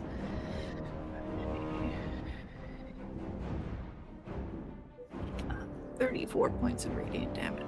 All right, and okay, so that is going to be 7. Okay, And the ones who saved take half. so that's 17. Okay, Do these guys have wings? Like, do the worms? they do. They are fly, small. They are baby dragons, basically. Oh, okay. Juvenile dragons. All right, suddenly the battlefield erupts with radiant light as the dawn breaks, creating this immense burst of light. Does this last for more than 1 round? Uh-huh. Uh-oh. Okay, Aurontiros, it is now your turn. What do you do? Okay, so just to clarify, were the ones that were being dazed by Hazeal? They were hit Are as they well. Still, They are Does that not snap dazed them out of anymore. it? They are roaring in pain as the dawn hits them. okay, and they're all hit by this. They are all hit by this. So the intent is to just not end your turn in it, because you then take the 40-10 damage. Oh, Right. etc. Let's fire an arrow at one that looks the closest one to Aurontiros as we descend. All right, sounds good. Make me an attack roll. And would I happen to be within 30 feet to the singing sword too? That is them. 5, 10, 15, 20. Are we just doing the one action? You're just doing you're doing your turn as you fall, yeah. Like including the bonus action or just the one Sure. action? You can use your bonus action if you got it. Okay. All right, so it is just outside of 30 feet, unfortunately, because you're still descending. Well, the arrow I got a nat 20. Okay, on. give me damage. Does that double the number or double the dice? It doubles the dice. So it's 2d8. 8. 2 for the longbow. Yeah, it should be 2d8 plus Yeah. your dex mod. All right.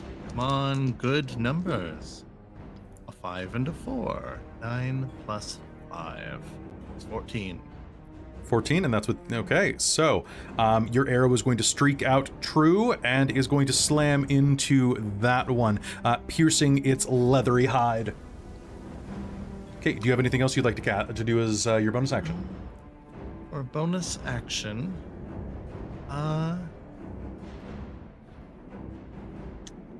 you can only ready an action.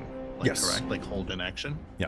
All right. I think that is good. Okay, Rizira, you are up. What would you like to do? Okay, so it's heavily obscured, right? Yes. Actually, So I need to. that's a good point. roll with Aurontiros, disadvantage? you would have been rolling with disadvantage on that bow shot. So roll me again and let's see So- if you hit. Probably not a crit then. Oh, hey, my second roll was a 19. I'll give it to you. All right, so good. All right, so Riz, yes, it is heavily obscured, which means that ranged attacks have disadvantage. Cool. Then asking to use my bonus action, I will aim to roll flat. Okay, sounds great. So, who are you aiming at? There are four of these red dragon wormlings, 2 to your immediate left and 2 in front of you. Aurontiros, you can see, managed to plug one with an arrow directly to the north. So we're 100 feet above them. You are not 100 feet above them. You're about 40 feet above them right now, descending quickly. Okay. So you're within about 60 feet of the 2 that are closest to you, and within 80 feet of the 2 that are furthest from you. Okay. I will take a pot shot with the hoop back at the farthest West. That's west, I think. Okay, so the furthest one. Okay, sounds good. For sake of argument, we'll call that Dragonel or Dragon number 1. Okay, cool. Oh my goodness gracious. 15. I'm gonna spend determination to make that a 19.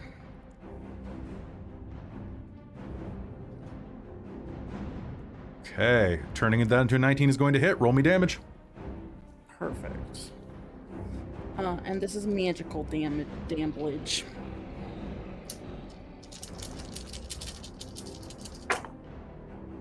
Wow. Okay, that's not terrible.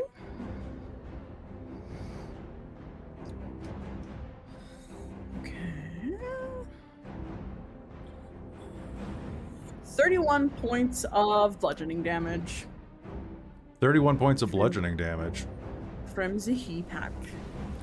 All right, 31 points of bludgeoning damage is going to be a hell of a hit. The Hooback is going to collide into that when the magical damage is going to smash into the side of its face. You can see blood dribbling down the side of the dragon, and as it does that, it is going to let out a roar and is going to take flight and charge at you. Flying through the air, it only has a fly speed of 60, but it does have a 15-foot cone breath weapon. Can everybody, as they're falling, can he hit you all from this? He can. That is going to be 5, 10. No, he's going to hit with this Kelara, Hazeal, and Riz. Kelara, you have advantage on breath weapon saves because of your armor, reminder. So he is going to fly at you. Give me a dex save. And please succeed this.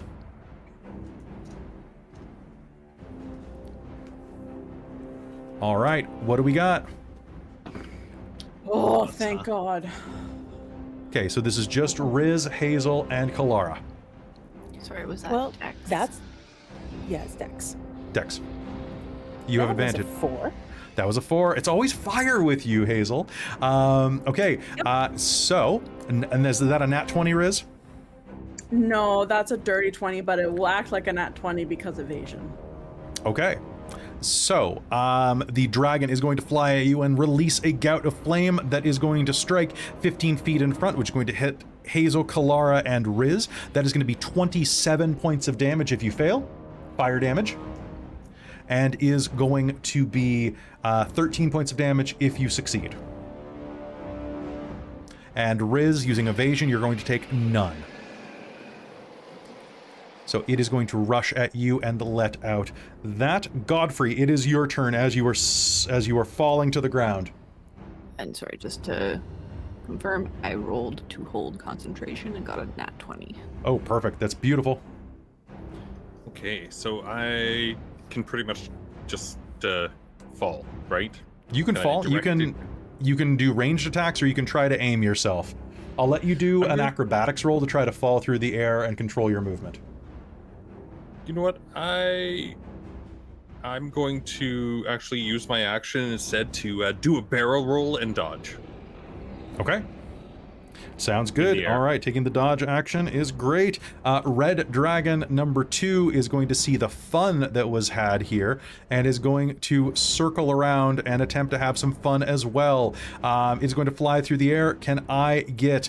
that means I'll take the dawn damage. No, it's going to fly around to here. Nope, to here, which means 5, 10, 15. That means that I need Kelara, Levna, Hazeal, and Aurontiros to make me dex saves. Levna fails. That is a 5. Oh no. Is this the breath weapon again? This is the breath weapon again, so you have advantage. So another dragon flies up, lets out a horrible line of fire. Okay, so looking at that, Kelara, that is, what'd you get? 22. 19. Okay, 22 and 19, those are both passes.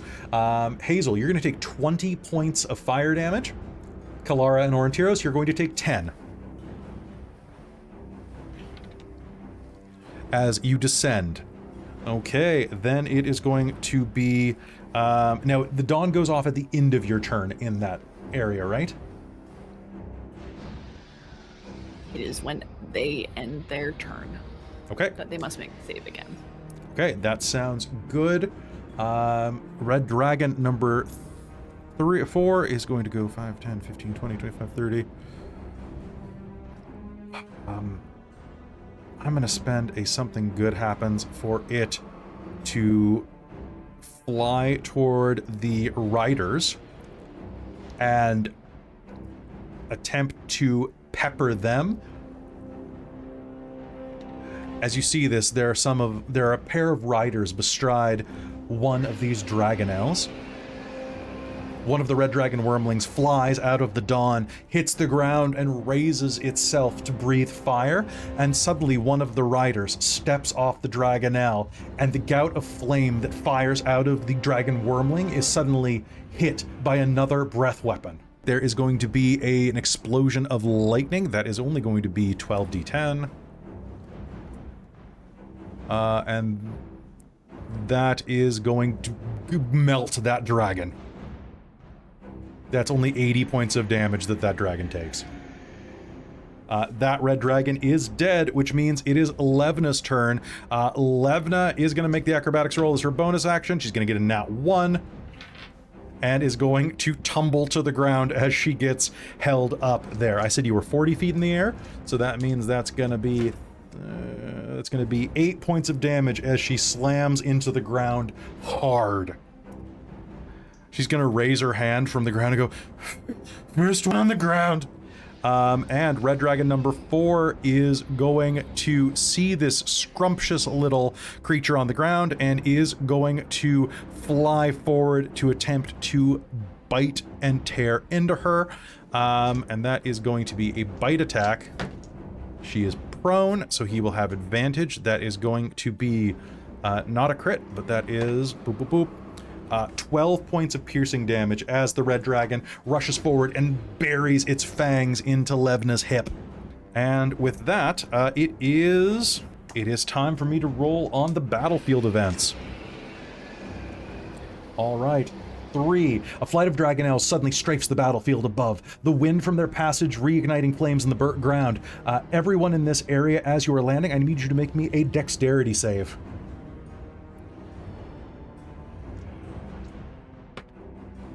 Levna's going to pass. Uh-oh. 17. Thank you, advantage from dodging.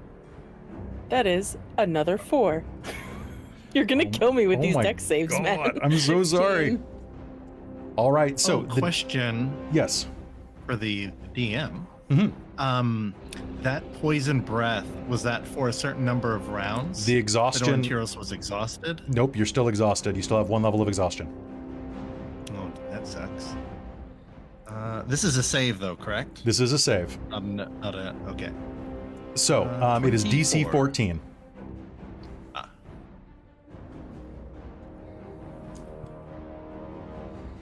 All right, so everybody has made your roll. That is going to be 23 points of damage if you failed the roll, or 11 if you succeeded. As suddenly the flames ignite on the ground, creating a significant amount of heat and stress, and with that, you are all going to land on the ground. Hazeal, are you still up? Yep. Okay, Hazeal, it is your turn.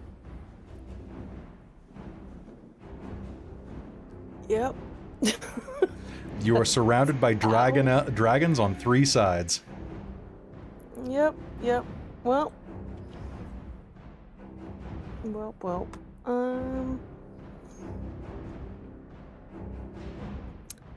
2 of them are within 30 feet of me, though, right? All of them are within 30 feet of you. Cool. I'm only going to target 2 of them because that's all I can do with Twin Spell. But I'm going to cast Twin Spell Blindness. Okay, that's going to be 2 saves two from of me. I'll do the one to the north and the one to the west. Okay. Away from the fray. Alright. The two that I can kind of see more readily, because I think the Okay. one near Lubna is The one to the west is going to pass with a. Oh, hold on. It's a con save. It's a con save, I think. Okay, so that one gets a 19. The other one gets a 7. So the one to the Okay, north is going to be blinded. Cool. Great. Okay. Yeah. All right. That one is blinded. Kelara, what do you do? It's your turn. All right. I would like to move through my friends backwards to Okay. get a little further out of range and move Dawn forward by about 5 feet to take hold of especially that blinded Dragonel and see if it will stay in it. Unfortunately, it doesn't re-hit the damage until they have to turn save in it. It's only their when turn. It pass that it immediately happens, Well, he can't and see. then it's at the end of their turn. So hopefully, So maybe he he'll won't go leave it. deeper. And do I have any spells that would push them back? Don't think so.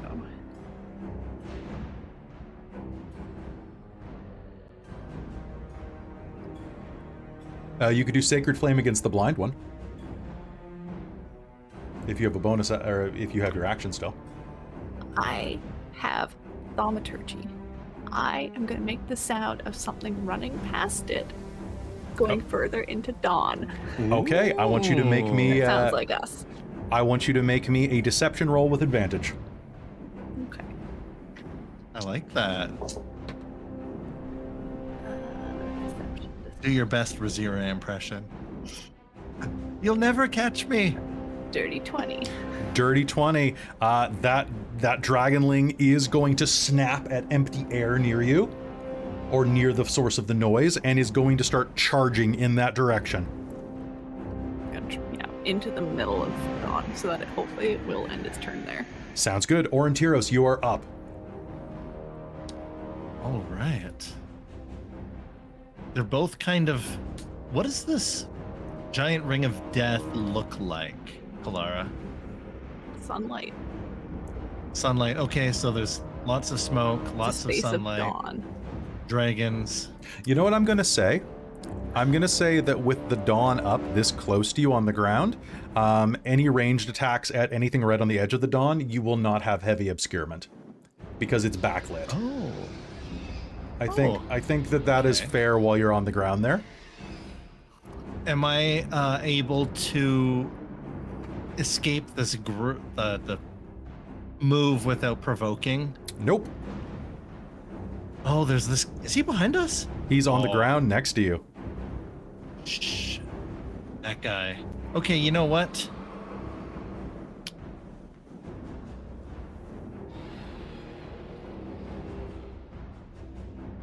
Dang. Is this one hurt at all?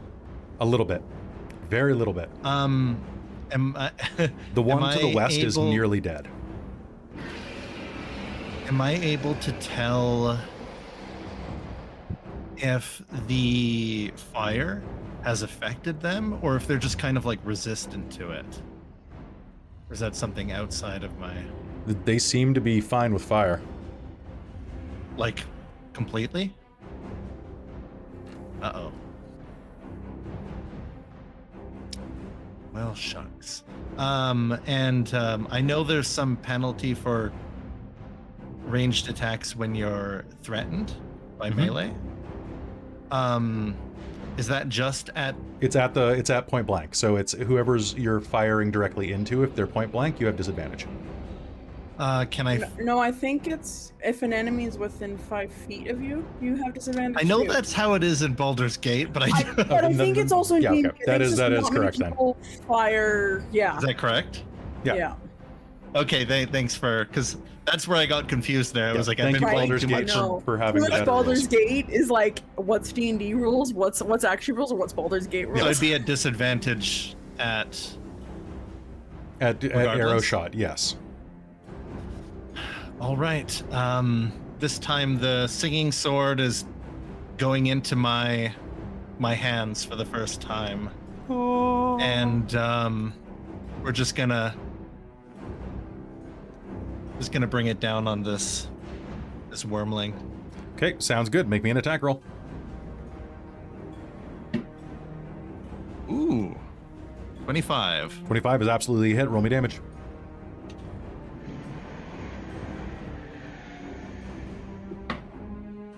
All right, 9 and 9. 5, 14. 14. All right, you are going to slash it directly across the nose, and it's going to like rear back and let out a screech.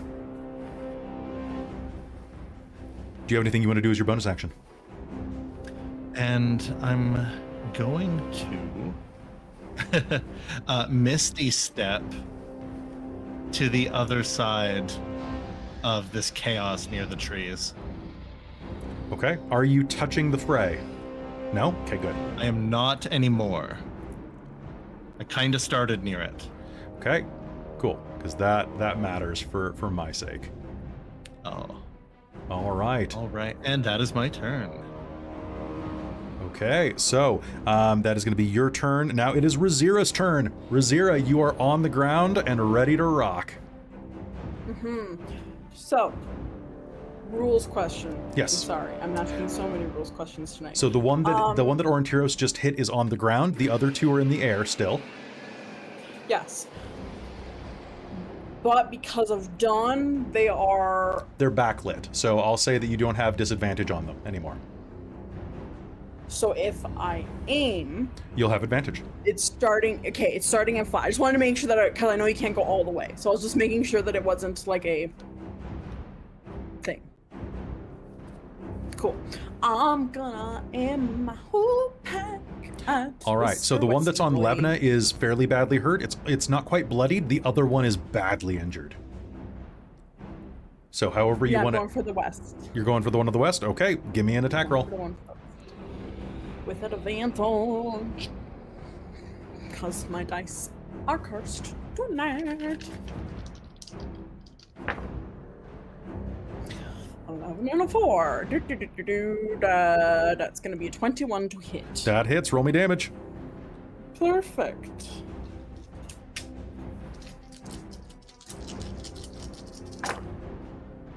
Okie dokie doo.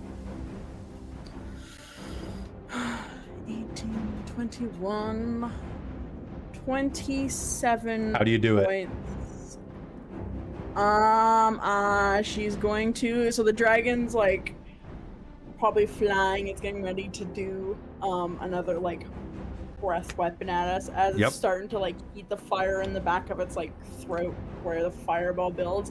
Rizira's just gonna aim her hoopak and just like right in the back of the throat and make it choke on the rock.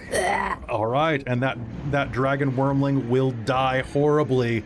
Do you have anything you want to spend any other actions doing? Or are you all spent? I have my movement, which.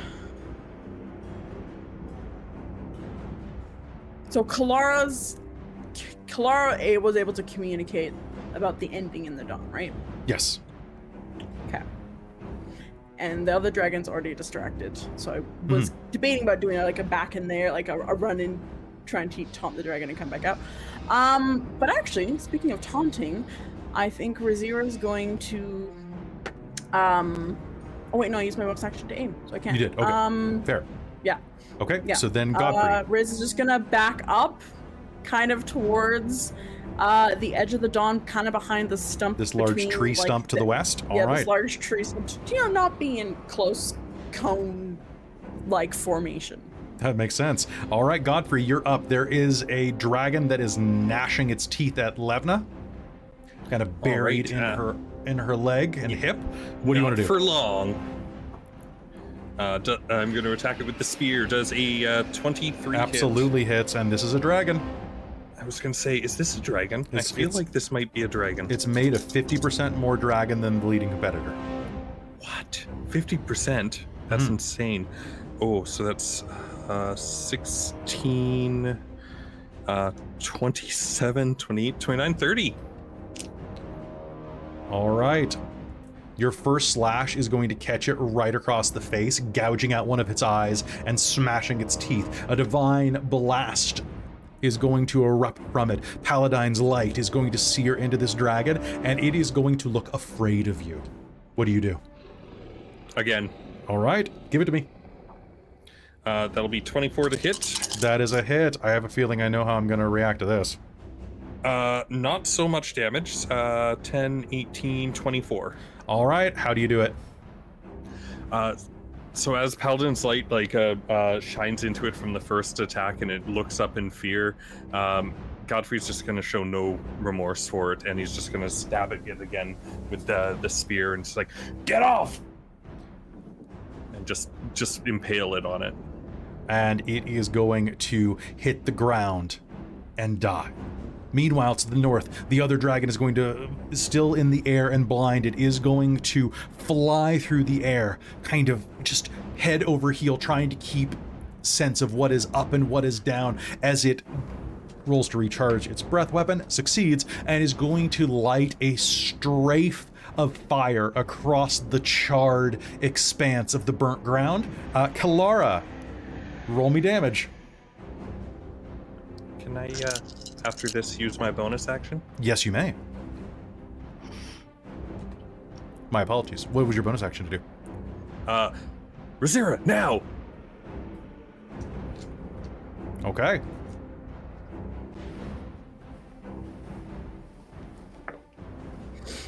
That's a 29 to hit. Okay, so Riz, roll your damage. So Riz, your damage is going to go off first, and then Kalara's is going to go off afterward.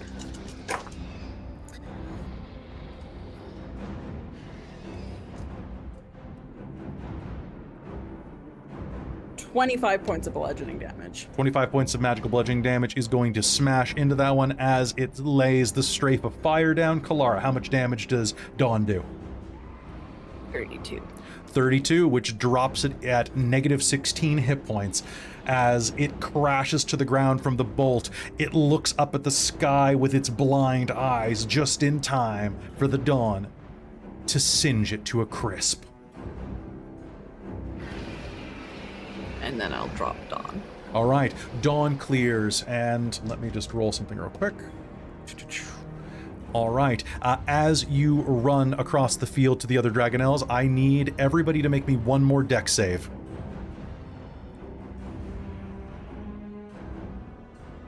That'll be an 8. Okay. Labna. A 12. Yay! Hey, you have determination, Jen. Did you know that? I do. I do know that. Do you want to use it or nah? Yeah. I know you're telling me to use it. And You don't have to. That's fine. So is that a yes or a no? I'll use it. Otherwise, you'll probably drop me. So. Okay, sounds good. So it was DC of 14, so you're just going to meet that then. Everybody who fails a dex save of DC 14 is going to take 18 points of fire damage as they rush across the field. Anyone who succeeds is going to take 9, or with evasion is going to take none. I would have still been up too. Would Just. you? Just barely. Just. We're just like doing like little hops along the fire, just All right, as you rush to the edge of the field, you can see that there are a pair of people there next to 5 Dragonnels. Clystron is looking at Ness with tremendously large eyes. You just breathe fire. I mean lightning. What the hell is going on here? I did. Get with the program. Come on, they all know it. Sorry I haven't told you before. You said you saw a dragon when you were younger. Nice to meet you again. All right, folks, we brought you some Dragonnels. glad to see you, Ness. Good to see you too. How's Rizira going? The egg is fine. That's good to know. We've got a couple of Dragonnels here for you. Some of you'll have to pair up. There's 4 of them here, plus the one that we're going to need to get out of here. Kleistrin is going to shake himself free and go, yeah, we should probably get out of here before more of them dragons attack. They're just... With this, you hopefully can slip past the... Well, we can slip past the army's forces, and I can lead you to the tunnels that I saw. But once you get inside, it's going to be up to you to bring it down. If you can help get us there, we can take care of the rest. Thank you, Kleistrin. I don't know how I'm going to get you away from there, how you're going to escape once you bring that sucker down, but I'll stay as close as I can, keep watching with the Dragonnels. Oh, we've already jumped out of that thing once before. I think we can do it again.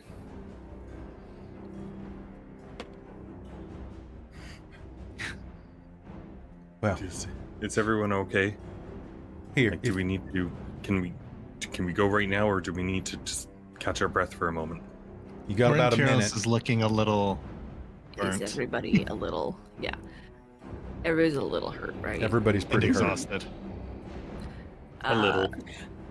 Mass healing Aurontiros word. and I are standing there completely singed, just being like, little hurt. Yep.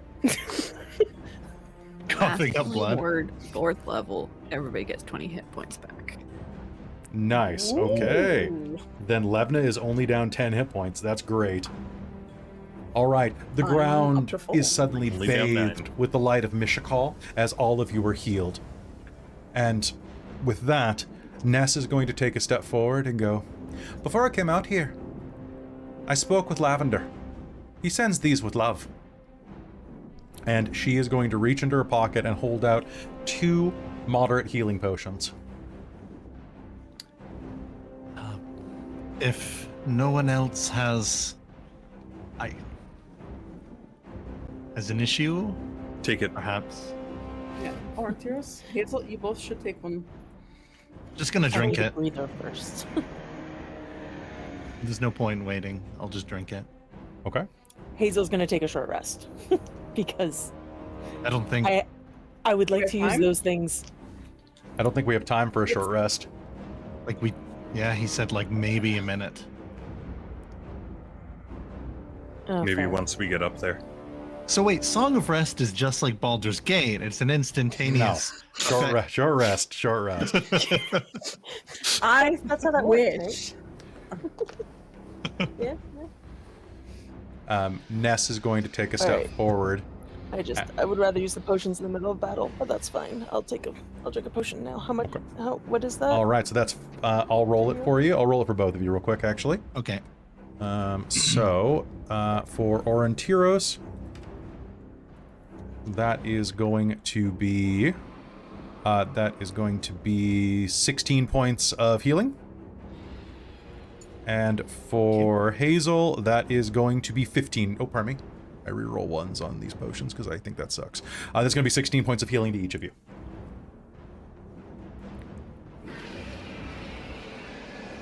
And as that happens, she is going to take a step forward and put a hand on Levna's shoulder and say, "Do try to get back. I look forward to having a longer conversation with you later." What?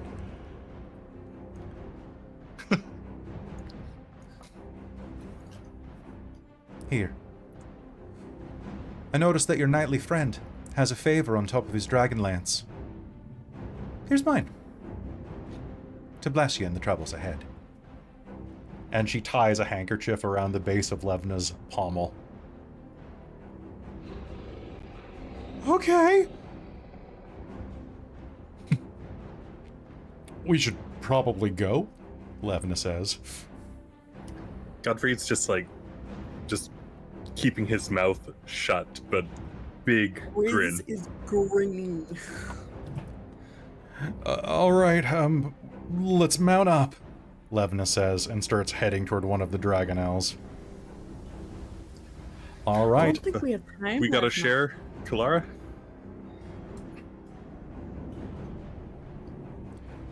All right, so let me get everyone's mounting orders. So I have Kelara and Godfrey sharing one. Okay. So don't worry about this map. I got you covered. Okay, Kelara.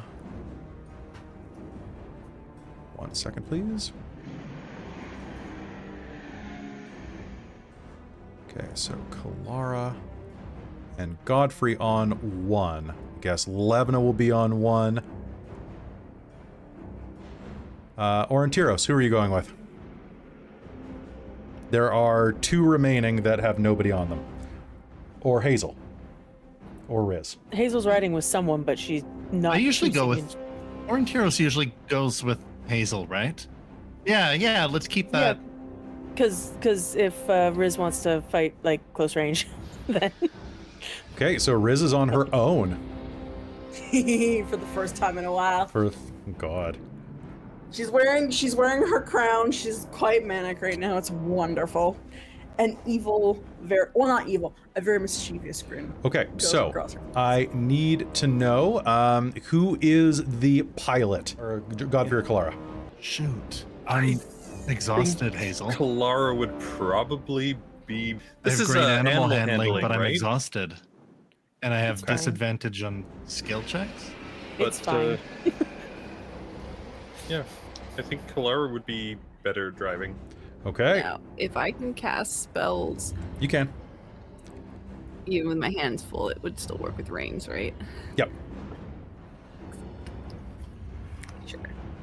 Do you need both hands for somatic spells?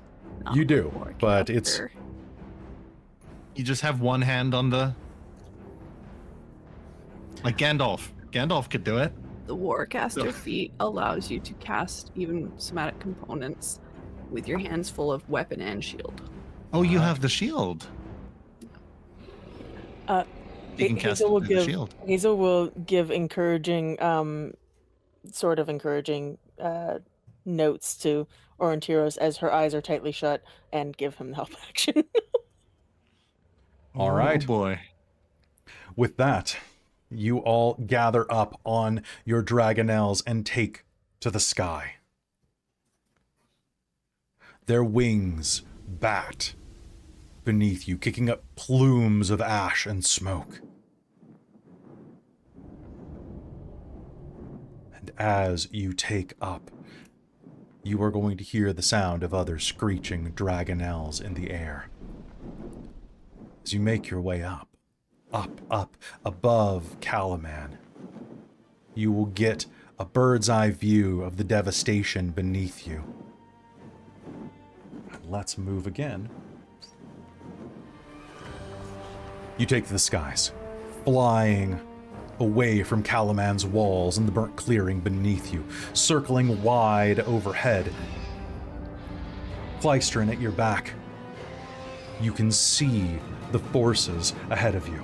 The clash between the Red Dragon Army and Calaman's defenders rages below. The city's walls hold, although smoke rises from the bombardment of enemy war machines and Dragonnels. Flights of winged enemies circle between the city and high above the inky shape of the flying citadel. Kleistrin points toward the citadel and guides his mount to follow the path of a group of Dragon Army Dragonnels returning from attack. As you are headed that way, I would like you all to make me a stealth roll. Oh, bother. Could I have... You want to cast Pass Without a Trace? Could I have, as we're trying to sneak past, Yeah. reasonably thought of this? I think so, as you're trying to follow their trail. That makes sense. Does my armor still give me disadvantage? Yes. Okay.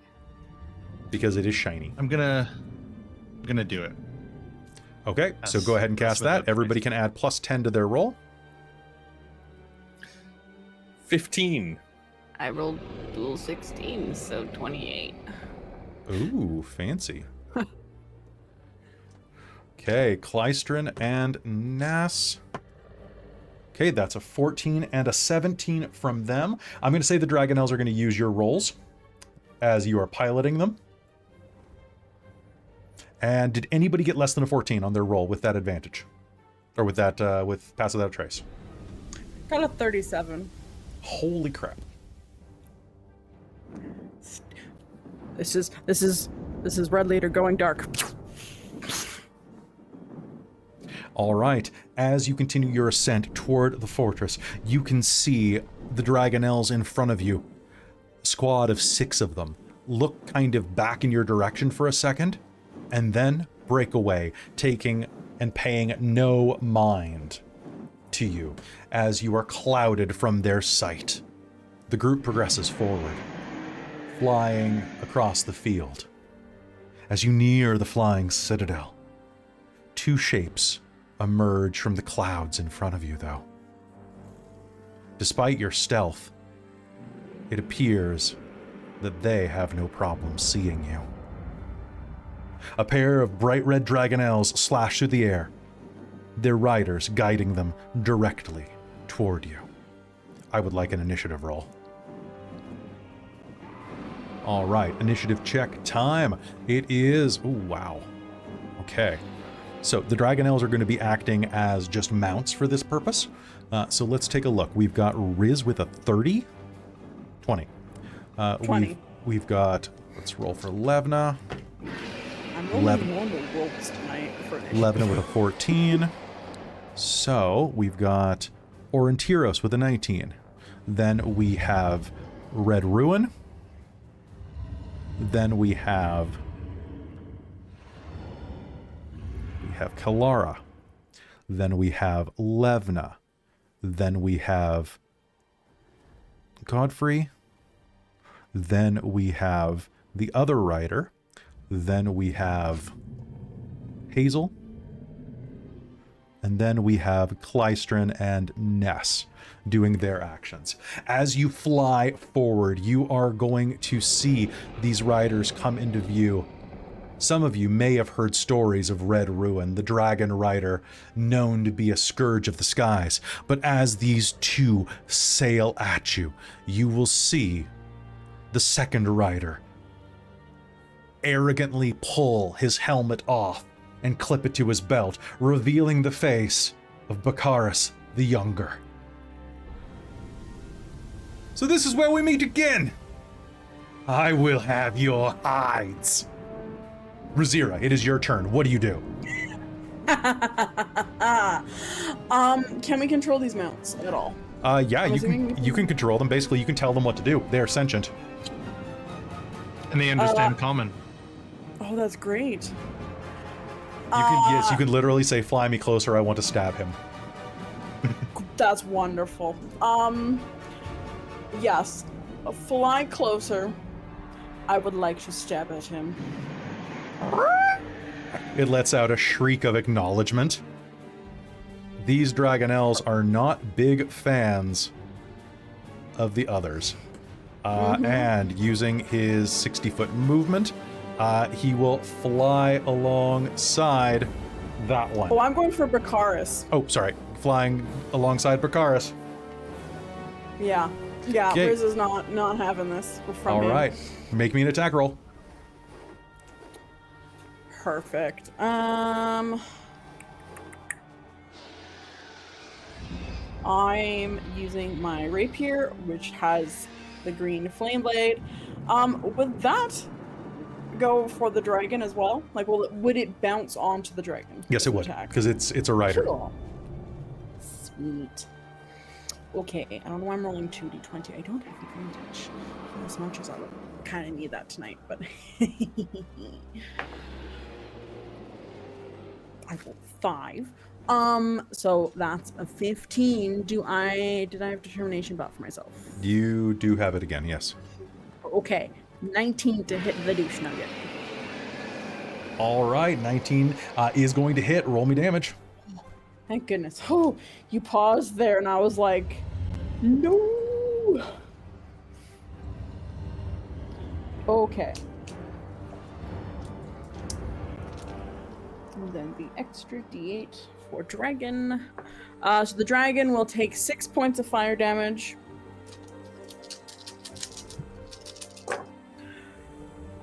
Okay, that's high. That's great. Okay.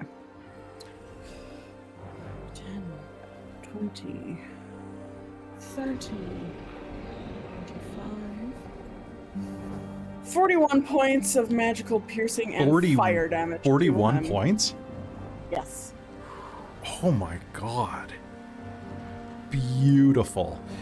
41 points of damage is going to slam into Bakaris, your rapier piercing into him. He is going to survive that attack, but let out a spew of blood from his mouth as he screams at you. I'll kill you, you fucking Kender! I'll grind your bones! First, you would have to be able to hit me, you scrawny little cowardly brat. Bonus action, make me a wisdom save, please, as I'll use my second taunt. Ooh, boy. That is going to be a 15. Oh, that just makes my DC. Alright, he passes. All right. He did a save. He did a save. Mm-hmm. Wisdom save. Hey, idiot! Your father would be disgusted by you. And that save is lowered by... It doesn't... you can roll a 5? 1. Yeah, that'll Okay. definitely fail. Then he can only target Rizira. Well, he can target others, just has disadvantage. How much of the dragon's 60-foot movement did I use? 5, 10, 15, 20, 25, 30, 35, 40, 45. Okay. Would it have used a dash? Could I, or is it just the full fight? Could I get to fly away, is what I'm asking. It will provoke opportunity attacks if it does.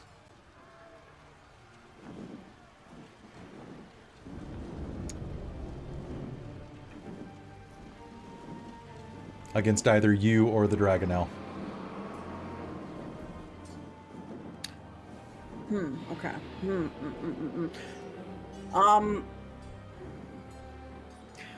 Well, I guess...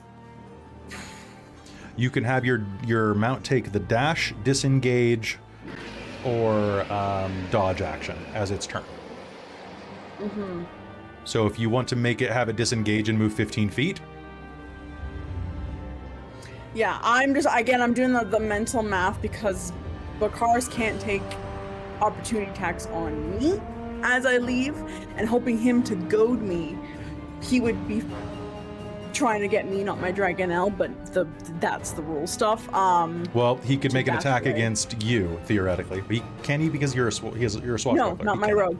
Okay. Yeah, no, that's why I'm asking if he would go for me. I don't know. But You'll have to make the technically- choice. Do it. Yeah, I'm gonna. And I don't know if I could object interact, try to swipe his helmet away from him. That was kind of just a dick move from Rizira. I'll let you make a sleight of hand roll, but where are you moving? Are you I am dodge, going disengaging, to- or... I'm going to dash to... Well, I will disengage. I will disengage and move 15 feet away. Okay. Okay, so Kind of you will the not south. provoke from Red Ruin, who is there with her lance.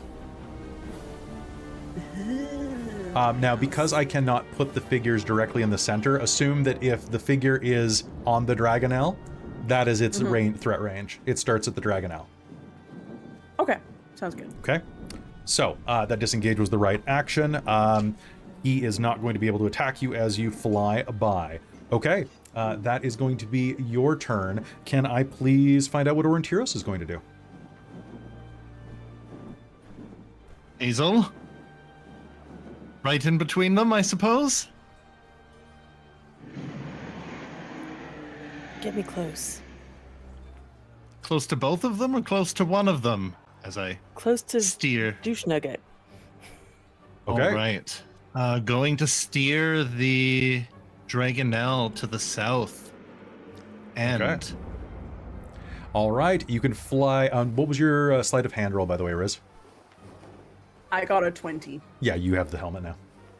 Perfect. All right, that's so what he gets for cockily Right? doing such. Okay, so as you grab the helmet, he's going to look back. I'll get you! And at that point, Hazeal and Aurontiros are going to swoop down to the south. Aurontiros, are you doing any other action?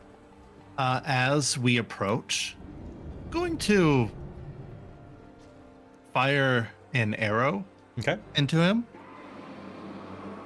Absolutely, you can do that as you move, no problem. 19. That's a hit. Roll me damage. And the bow does a mighty 9. No, wrong channel. Uh-oh. All right, your arrow is going to catch him high in the chest. And as we pull up beside him, I'm kind of gonna, while he's distracted by me, bring up the singing blade up behind him to rend at his back. Didn't. Da-da, da-da. Okay, make me an attack And roll. with the singing blade. that one's a 23. That'll hit. Roll me damage. This one is not a D10 because I am not wielding it. 2. That one's 7. 7. Okay, he's still up as the blade slashes him from behind. He's going to shriek, "Coward! You would attack me in the back!"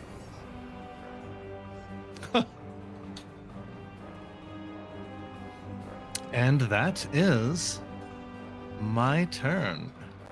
Okay, it is now Red Ruin's turn. Red Ruin is going to grab on her reins and pivot her rider, her Dragonel, over toward Rizira, coming around and is going to charge you. Her mask tight to her face, obscuring all of her... Oh god, I love her attacks. Obscuring all of her features. She is going to... Oh boy, is she ever.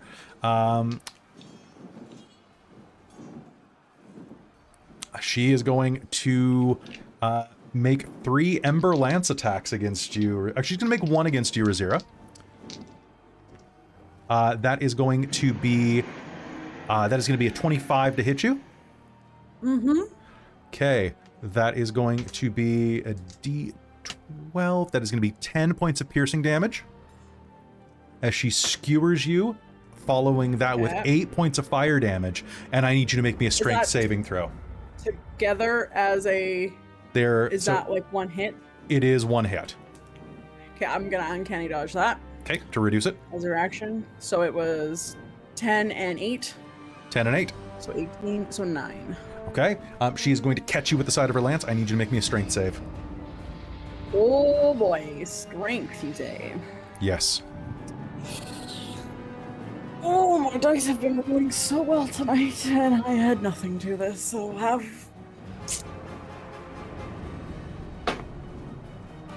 I believe in you. Natural 20. Are you kidding me? I'm not. Jan, your dice. Okay, she is going to catch you in the side, and you are going to hold on. Your Dragonel rolls. She is going to turn her head with a bit of a disgusted look on her face. Good attempt. You will still fall. And takes another swipe at you with her lance for a 15. Miss. Pardon me, I forgot she has advantage on this. That's actually a 25 again. I'm sorry. What? I'm sorry, I forgot. I'm bad. What? So that's going to be 8 points of fire damage and 12 points of piercing damage, and I need a second strength roll. I'll give you advantage on this, though, because of the nat 20. Hold on, I'm just gonna do quick mental math. 79 minus 12 is 67.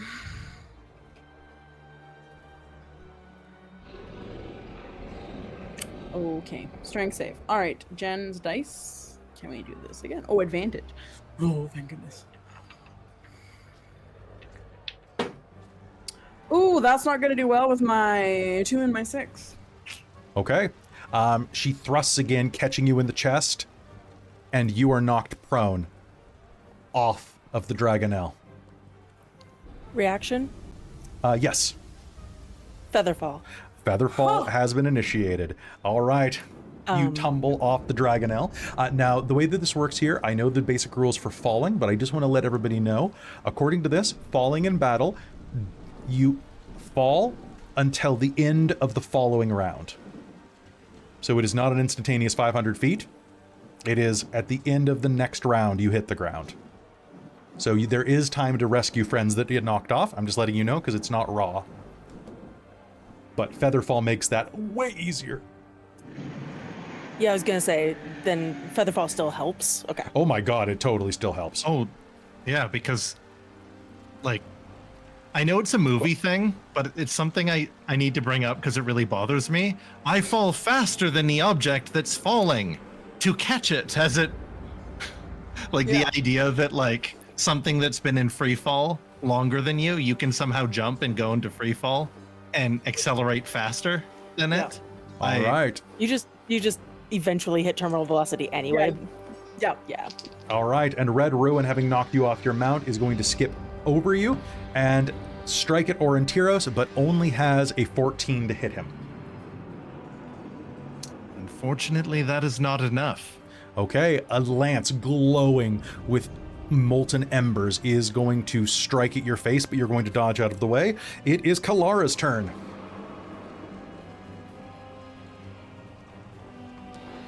Look at this guy with only one attack. Well,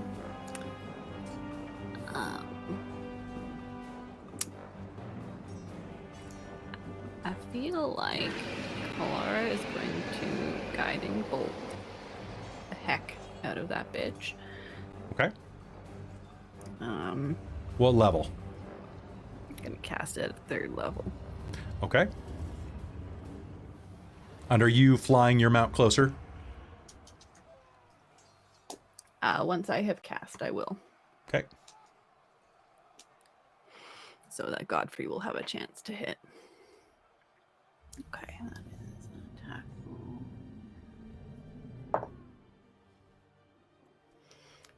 That is an 18 plus stuff to hit.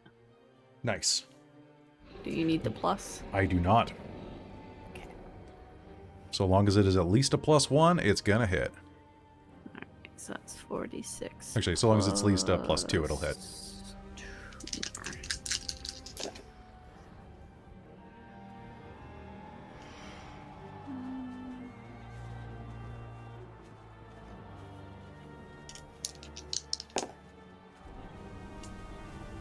30 points of radiant damage, and the next attack has advantage. 30 points of radiant damage? Ooh, that is a hell of an attack. Your guiding bolt strikes into her, and if you use the dash action on your mount, you can get Godfrey right next to her. Alright. Okay. Taking the dodge action on your mount, you will fly down next to her. And anything else you're doing on your turn? Okay. All right, it is Levna's turn. Levna is going to do a dive. That is going to be... oh boy, here we go. All right, Riz, you free fall through the air, suddenly, like,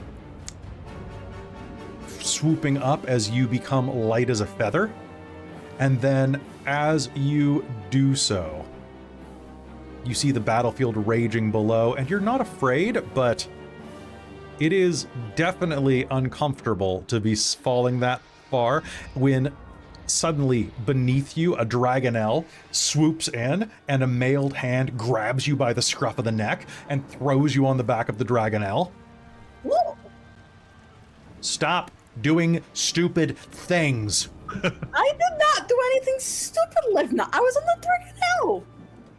Everything we do is stupid. And she's going to pull her It's so true. reins and fly Also, back. Riz is not necessarily scared of the falling. She's more sad that she's going away from her friends in the fight. And then is turning back toward the fight. Yeah. So Thank you, my knight in shining armor. Levna is going to bunch the Dragonels back up and basically get you in melee range again. Okay, and now it is Godfrey's turn. Godfrey, what would you like to do? I'm going to attack the Dragonnel. Ooh, okay. I'm going to use Precise to give myself advantage from the feat, and then I'm going to turn this into a tripping attack with my Battlemaster stuff. Sound good. Before you roll damage, let me know how you do. Okay. So that will be a 27.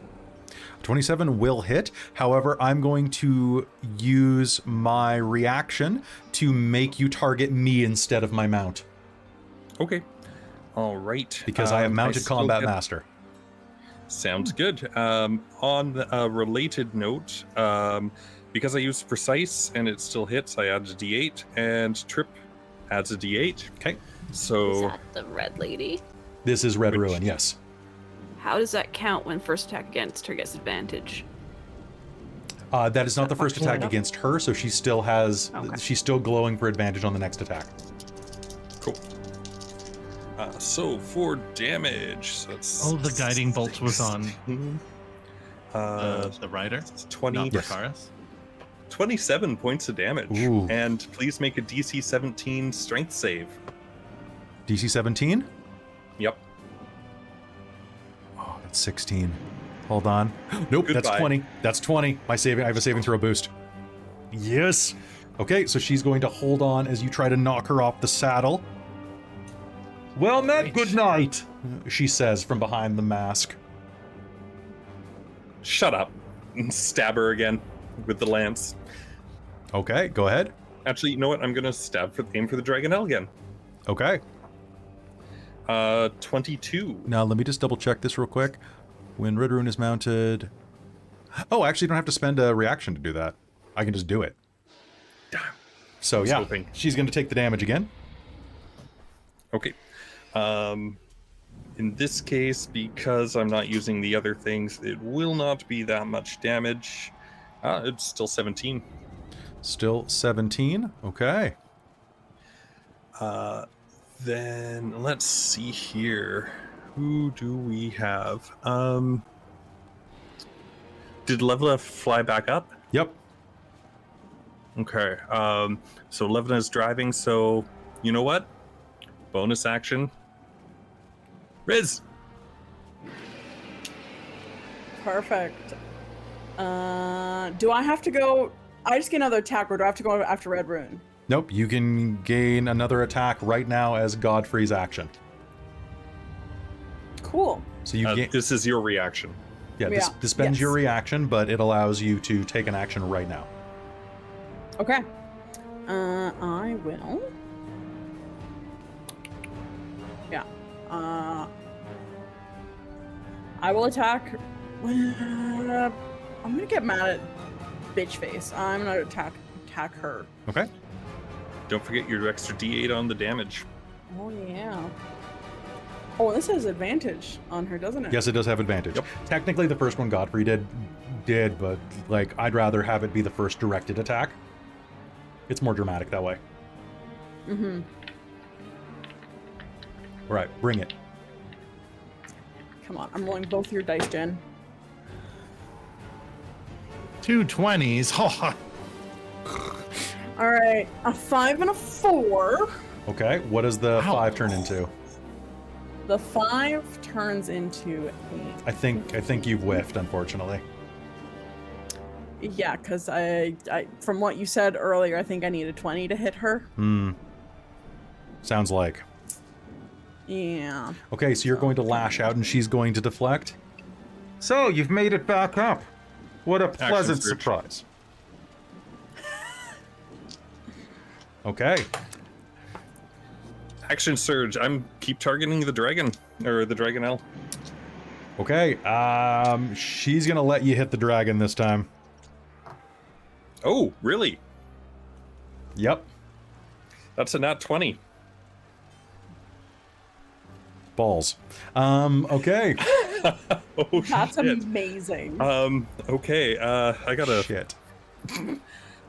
I don't Okay, know if I have Chris. this many dice. Holy crap. There's I'm a gonna have to it re-roll could those. They survive. count as dragons, right? Oh god, if this was a reaction, I could have added it right now, but it's not, Oh, so I you can't. know what? Divine Smite on top of that. Because why the hell not? So that's 16, 16, 32. Oh, Poor those are Sky four Horse. rolls. 34. Sorry. Oh shit. 40, 43. 40. So it was 43, 49, 51. 51, Points of and that's damage. everything, all doubled. The Dragonlance bonus damage doubled. That's that one, that one.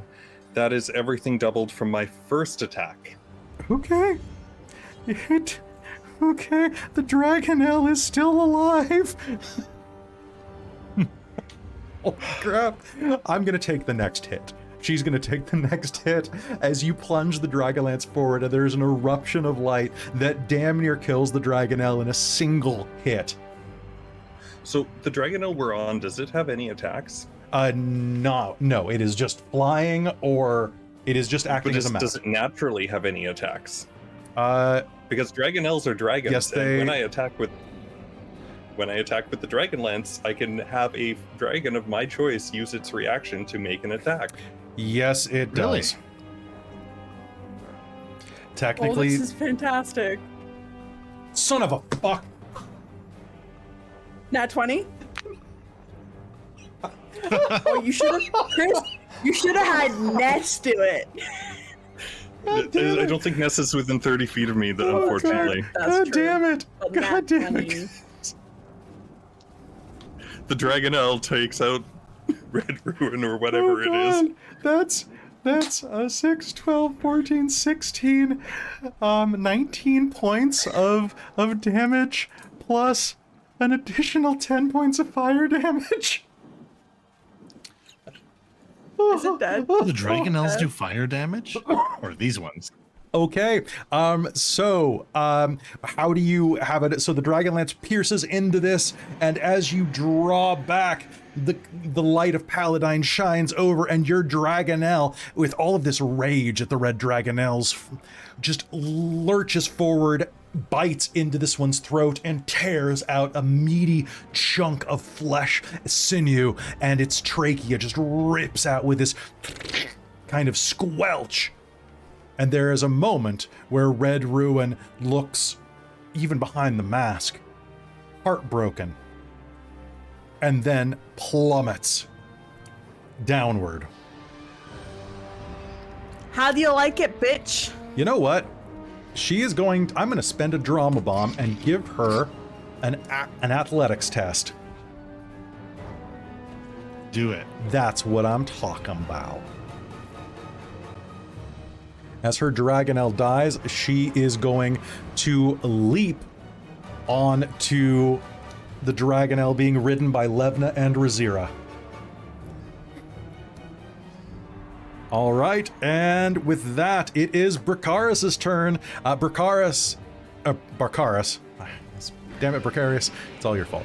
Bracaris is going to let out a roar and is going to launch Has Hazeal gone?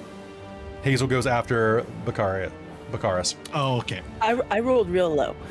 Is going to use his assault orders and say, "Skewer the fucking Kender!" And Red Ruin is going to make an attack on Rizira. That's going to be a 25. She is going to stab at you with her lance, piercing into you, and that is going to be a total of 13. 22 points of damage between fire and piercing. As she jams her lance into you. Can I get you to make me a strength save? Oh my god. Yeah. Hold on. Sorry, I have to do math for my HP.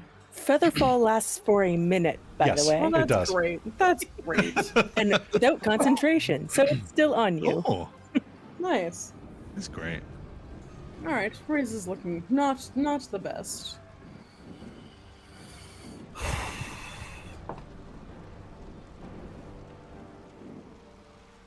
I'm gonna throw my determination on this to make this a 15.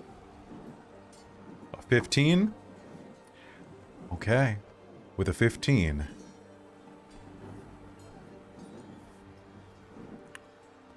You fall prone. You are knocked from there, and I'm going to spend my... I'm going to spend my Hurt the More for Bakaris to take the rest of his actions, and he is going to focus on you raising his crossbow and is going to take a couple of pot shots at you while you are falling. Oh, That's what do fair. he likes to see your blood.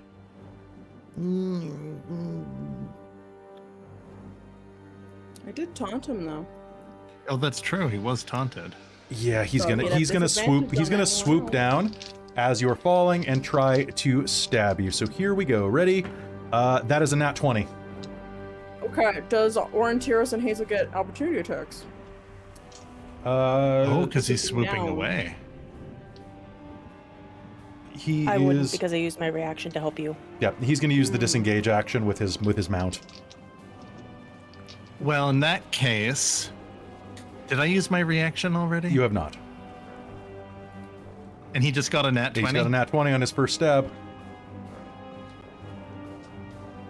That Hazeal, your obsession with that Kender will be the death of you.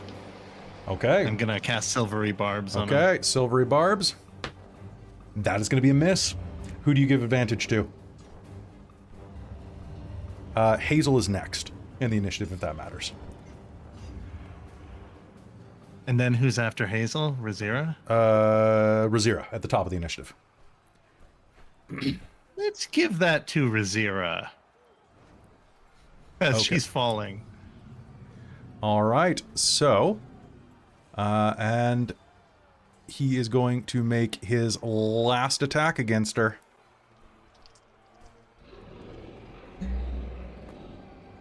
And that's going to be a hit, but not a crit. So, this is going to be... Bakaris is going to raise his lance as you are floating down, swoop down and say, I'm going to enjoy seeing you bleed. And is going to jam his lance into your side, dealing...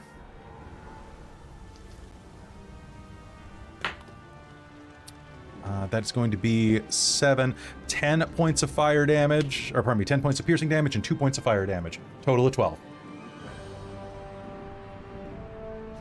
And I went because... from full HP to 30%.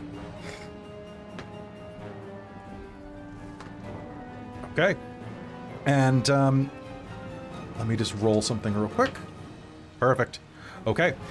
He is going to shout up. I spent my last hurt the more, and he's going to say, now kill the knight! Using his assault orders one final time, and Red Ruin is going to take a shot at Levna, but Levna's armor is far too hard. The lance...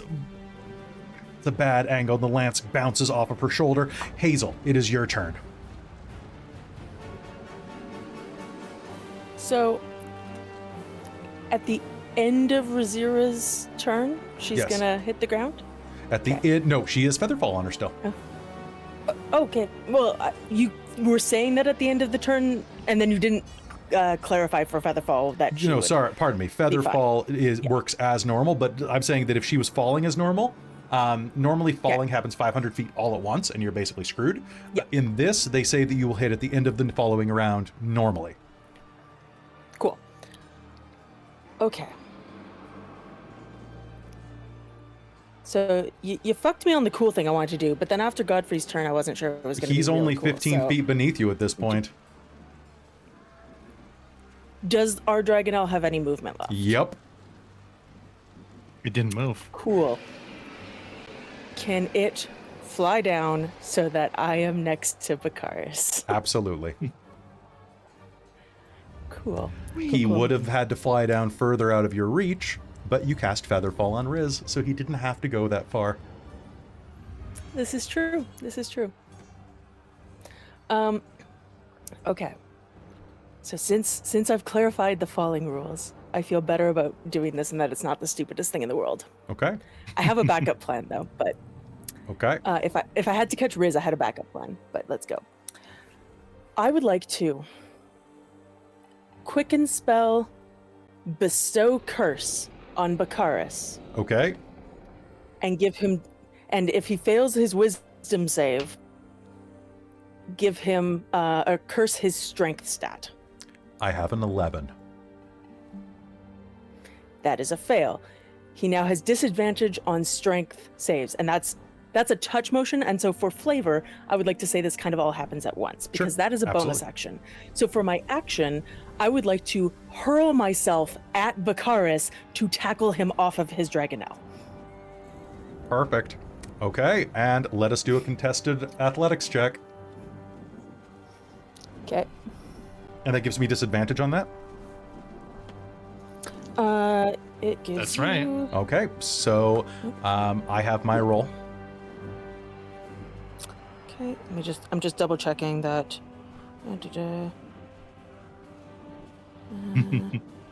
I like it. Disadvantage on them. I have. That is a 19 for me.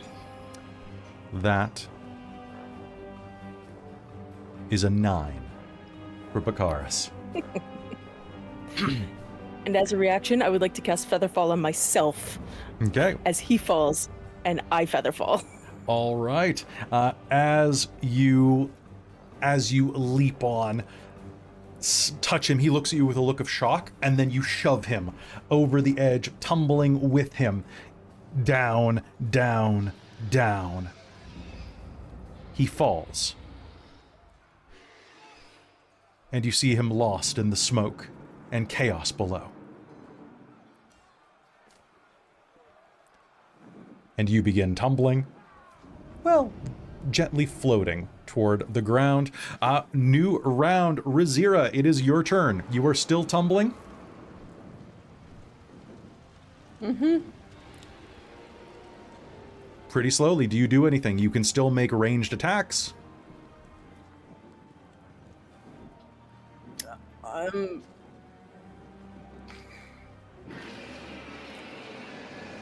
How? Actually, you know what? You can whistle for the one you were knocked off. It's not This is true. dead. It's not dead. I know. I was Just just really flying hoping around. to Make me an animal get handling roll. Karis. Well, he's still falling.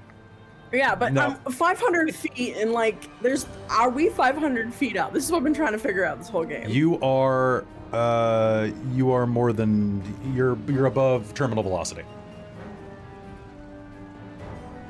We are more than 500 feet up, and he Yes. falls 500 feet instantly. He basically I know, so would I be able to get? he is the attack? lost in the flames below. Okay. So who Red Ruin is still up. Oh fuck that bitch. How far? I'm down 60 feet, right? You are down about 60 feet, yes. Okay.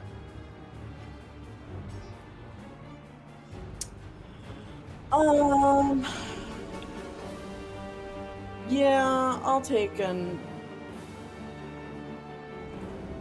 I will take a impact shot at Red Ruin. All right, so take a pot shot at Red Ruin. Hmm.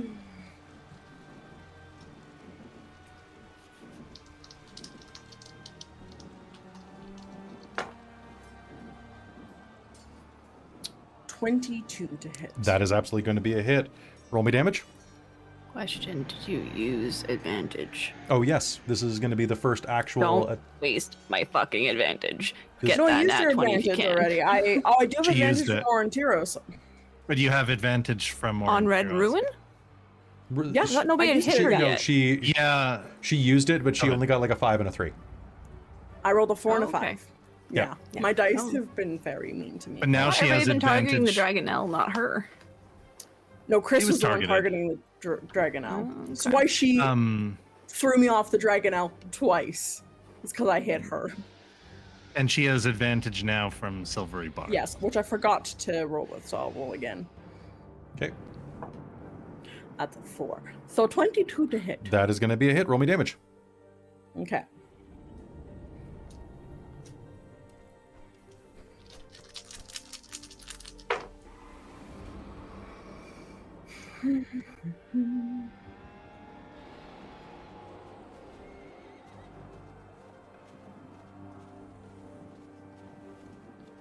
$26 points of Holy crap. bludgeoning damage. All right, that is going to smash into the side of her face, knocking the mask, revealing a rather plain-looking woman beneath. Actually, you know what? It's going to hit the mask, and it's going to break Spider-Man style, so you can only see, like, her eye. And it's not Tobey Maguire beneath, but it might as well be. Oh. Aurontiros. And Do you have then another action? bonus action wisdom save. I'm gonna taunt her now. That is going to be a 16. Cap, that will pass. Okay. So, Aurontiros, it is your turn now as as Rizira floats toward the ground. So we As have a Hazeal and a Rizira falling? Falling, yes. But they're feather-falled, so it's not really that dire. Into the completely black on fire forest below? They're only falling 60 feet per turn, 30 feet per turn. I can't remember feather-fall. 60. 60? It is 60 feet per So turn. they've got which about is- 10 yeah. rounds before they're going to hit the ground. Okay. Oh, well, technically I can move and attack this lady. Yes. So yeah, I'm gonna gonna fly downwards, but before I do, I let loose an arrow at the Red Rider. Okay. That- Are you having your... I guess you're having your mount do a rush attack, or a dash? If I can, am I able to do that? You can Or does make he use your... my You action? can make it dash, disengage, or dodge.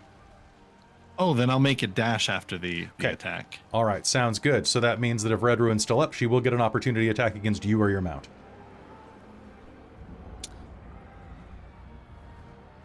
Oh, because technically she's on Yep. Levna's. She's on Levna's mount, and she has a weapon with reach. Right. You know what? Let's shoot at her, Okay. and then we'll see about the move. Okay. Sounds 19? good. 19 is... Is that your total? That is... Sorry, it is plus 9, 22. That will hit. I'm a big boy level now. 2. Total of 7 for that shot. Total of 7. She is angry and up. What do you do? Angry and up. All right. Wow, you don't give up, do you? No, I'm she's going to she's beefy. bonus action with the singing. All right, sword. singing sword. Let's do it. I'm going to spend my determination on that. Okay. So 7. 20. That's a hit. Roll me damage. Dirty 20. Roll high die. Oh, okay. Well, 8. 8 total. A total. All right. That is going to... God, she's tough.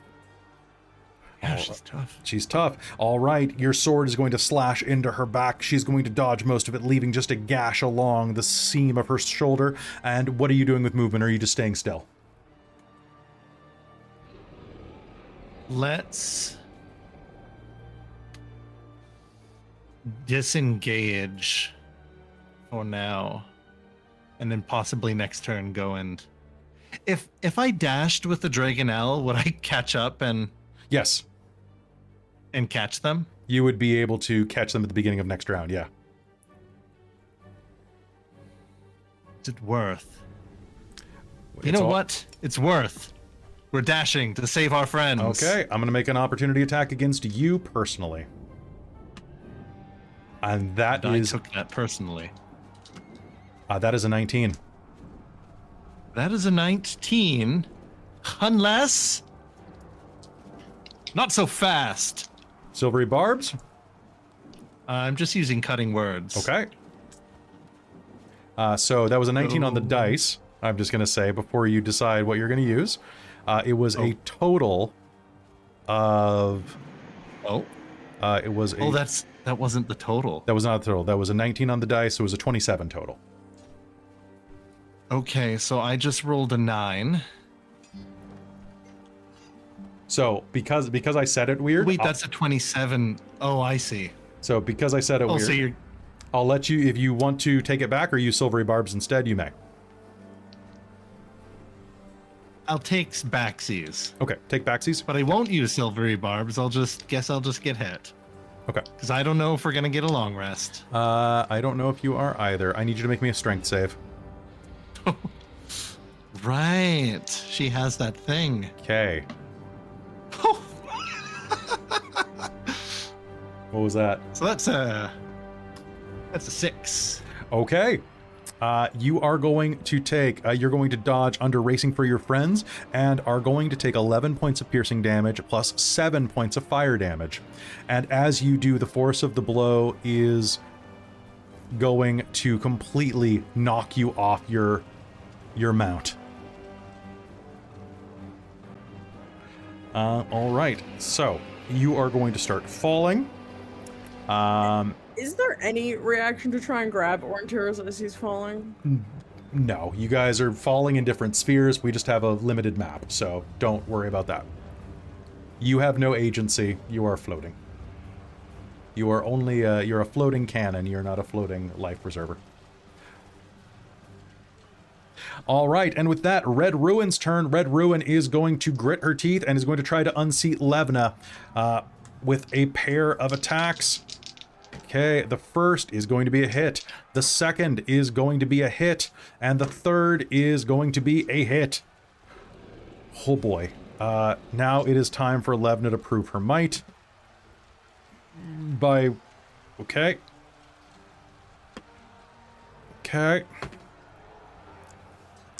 Okay, so 3 times she is going to stab into Levna Dracorn. The first one, as Levna is holding on, is going to deal... actually, I'm just going to do it all together just to make life easier. So that is going to be... Okay, 32 points of damage plus her fire, which is going to be 6d6. All right, Levna is going to take 53 points of damage as over and over and over she slams into Levna, knocking her with the last blow off of her Dragonel, and Red Ruin is going to take this opportunity and leap back on to her allied Dragonel. Kelara, it is your turn. What do you do?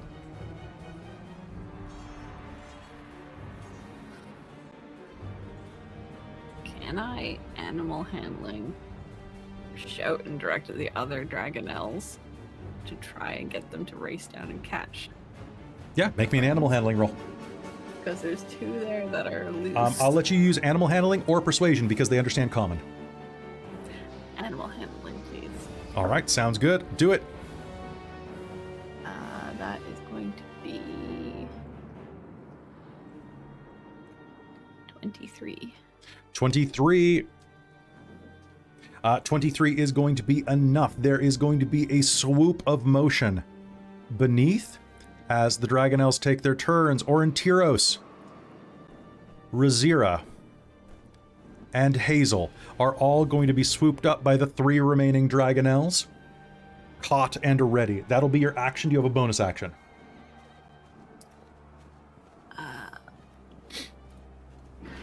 No.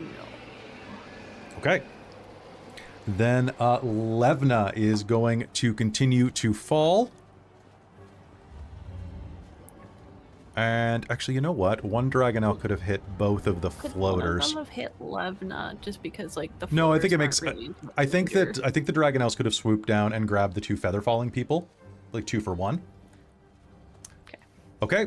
So Levna Dracorn once again is airborne, caught up caught up by that Dragonel, and she's going to use her action to direct the Dragonel to fly back up, and just... I am so tired of this bitch. She's good.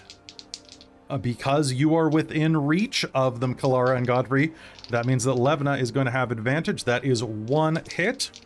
That is a success. And that's a crit.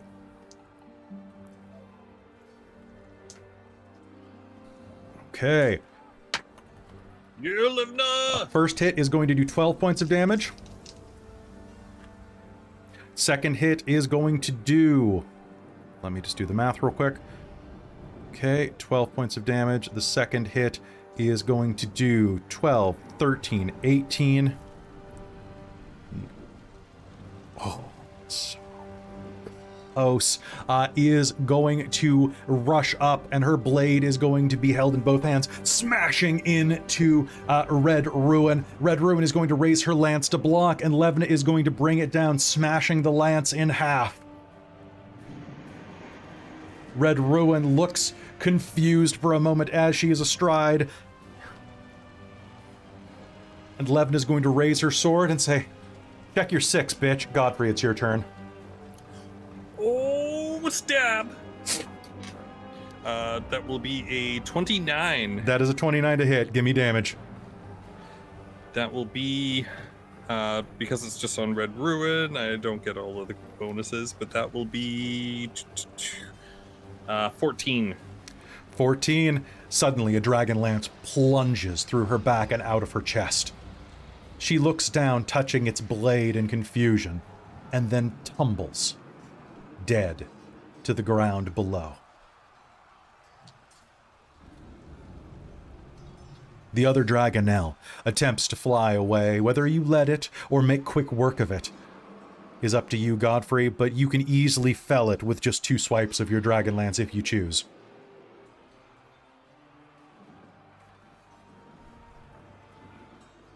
Oh, yeah, you know what? Okay? Yeah. Do you want to roll for it, or you just want to say that it happens? Because at this point, using the Yeah, Dragonlance... let's just make it happen. So the Dragonlance lashes out, plunging into that, and using the encouragement from the Dragonlance, the other Dragonels are going to rend into it, tearing piece by piece by piece a part of it, stripping it down until its wings are torn off. And as it dies, it plunges to the ground, wingless and limp. As you catch your breath for just a moment, Clystron and Ness fly past you. "Come on, we ain't got much time. Let's go!" he shouts. And with that, you advance. Looking ahead of you, the flying citadel rises upon an inverted mountain of black stone and exposed dragon bones. Fissures riddle this foundation, creating tunnels that extend deep into the rock. Clystron and Ness guide their Dragonel close to one of these. A natural shelf with space enough to land. Beyond, a narrow cave cuts its way into the depths of the flying citadel. And your destiny. And that's where we're going to call game for tonight. Welcome to level 11. Whoa! Level 11, and just like a video game, we get all our health and spell slots back on level up. Absolutely. great. Absolutely Right? not. No, it's just like Baldur's Gate. No. One All run. right. Folks, thank you so much for joining us for this incredibly combat-intensive episode here.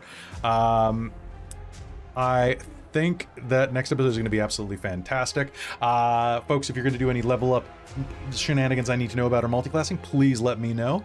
Thank you so much for sticking this episode out with us and for joining us again. Dragonlance Shadow of the Dragon Queen will be back next Wednesday. It'll be back next Wednesday at 7 p.m. Pacific as we head into the final area of this module.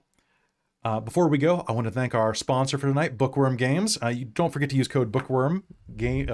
Don't forget to use code Dorktales at Bookwyrm Games in order to save 10% off of any order you make, getting dice, candy dice, or any that other great stuff. I also really want to thank all of our friends over at patreon.com/dorktales, where you can get a ton of additional games, features, and bonus content from us for as little as $5 a month. A big thank you to our divine producer, my mom, and my stepdad Bob, as well as Professor Multiverse, our demonic patron, Precarious, and our wizards of the Patreon, Tammy the Forever Cleric and the Ink Goblin are also amazing people. And who would I be if I didn't thank our High Council of the Patreon, Taryn, Buddy, Amberthist, Cubby Gummy, Raven with Baubles, Karasha Urquhart, Chef Eladeth, Larouk, Sorcerer Sanguine, and Mike Baxter.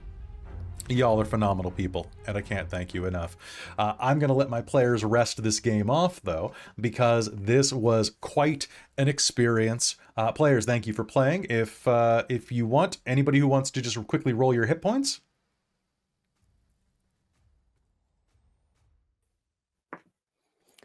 I rolled 6 on my Z6.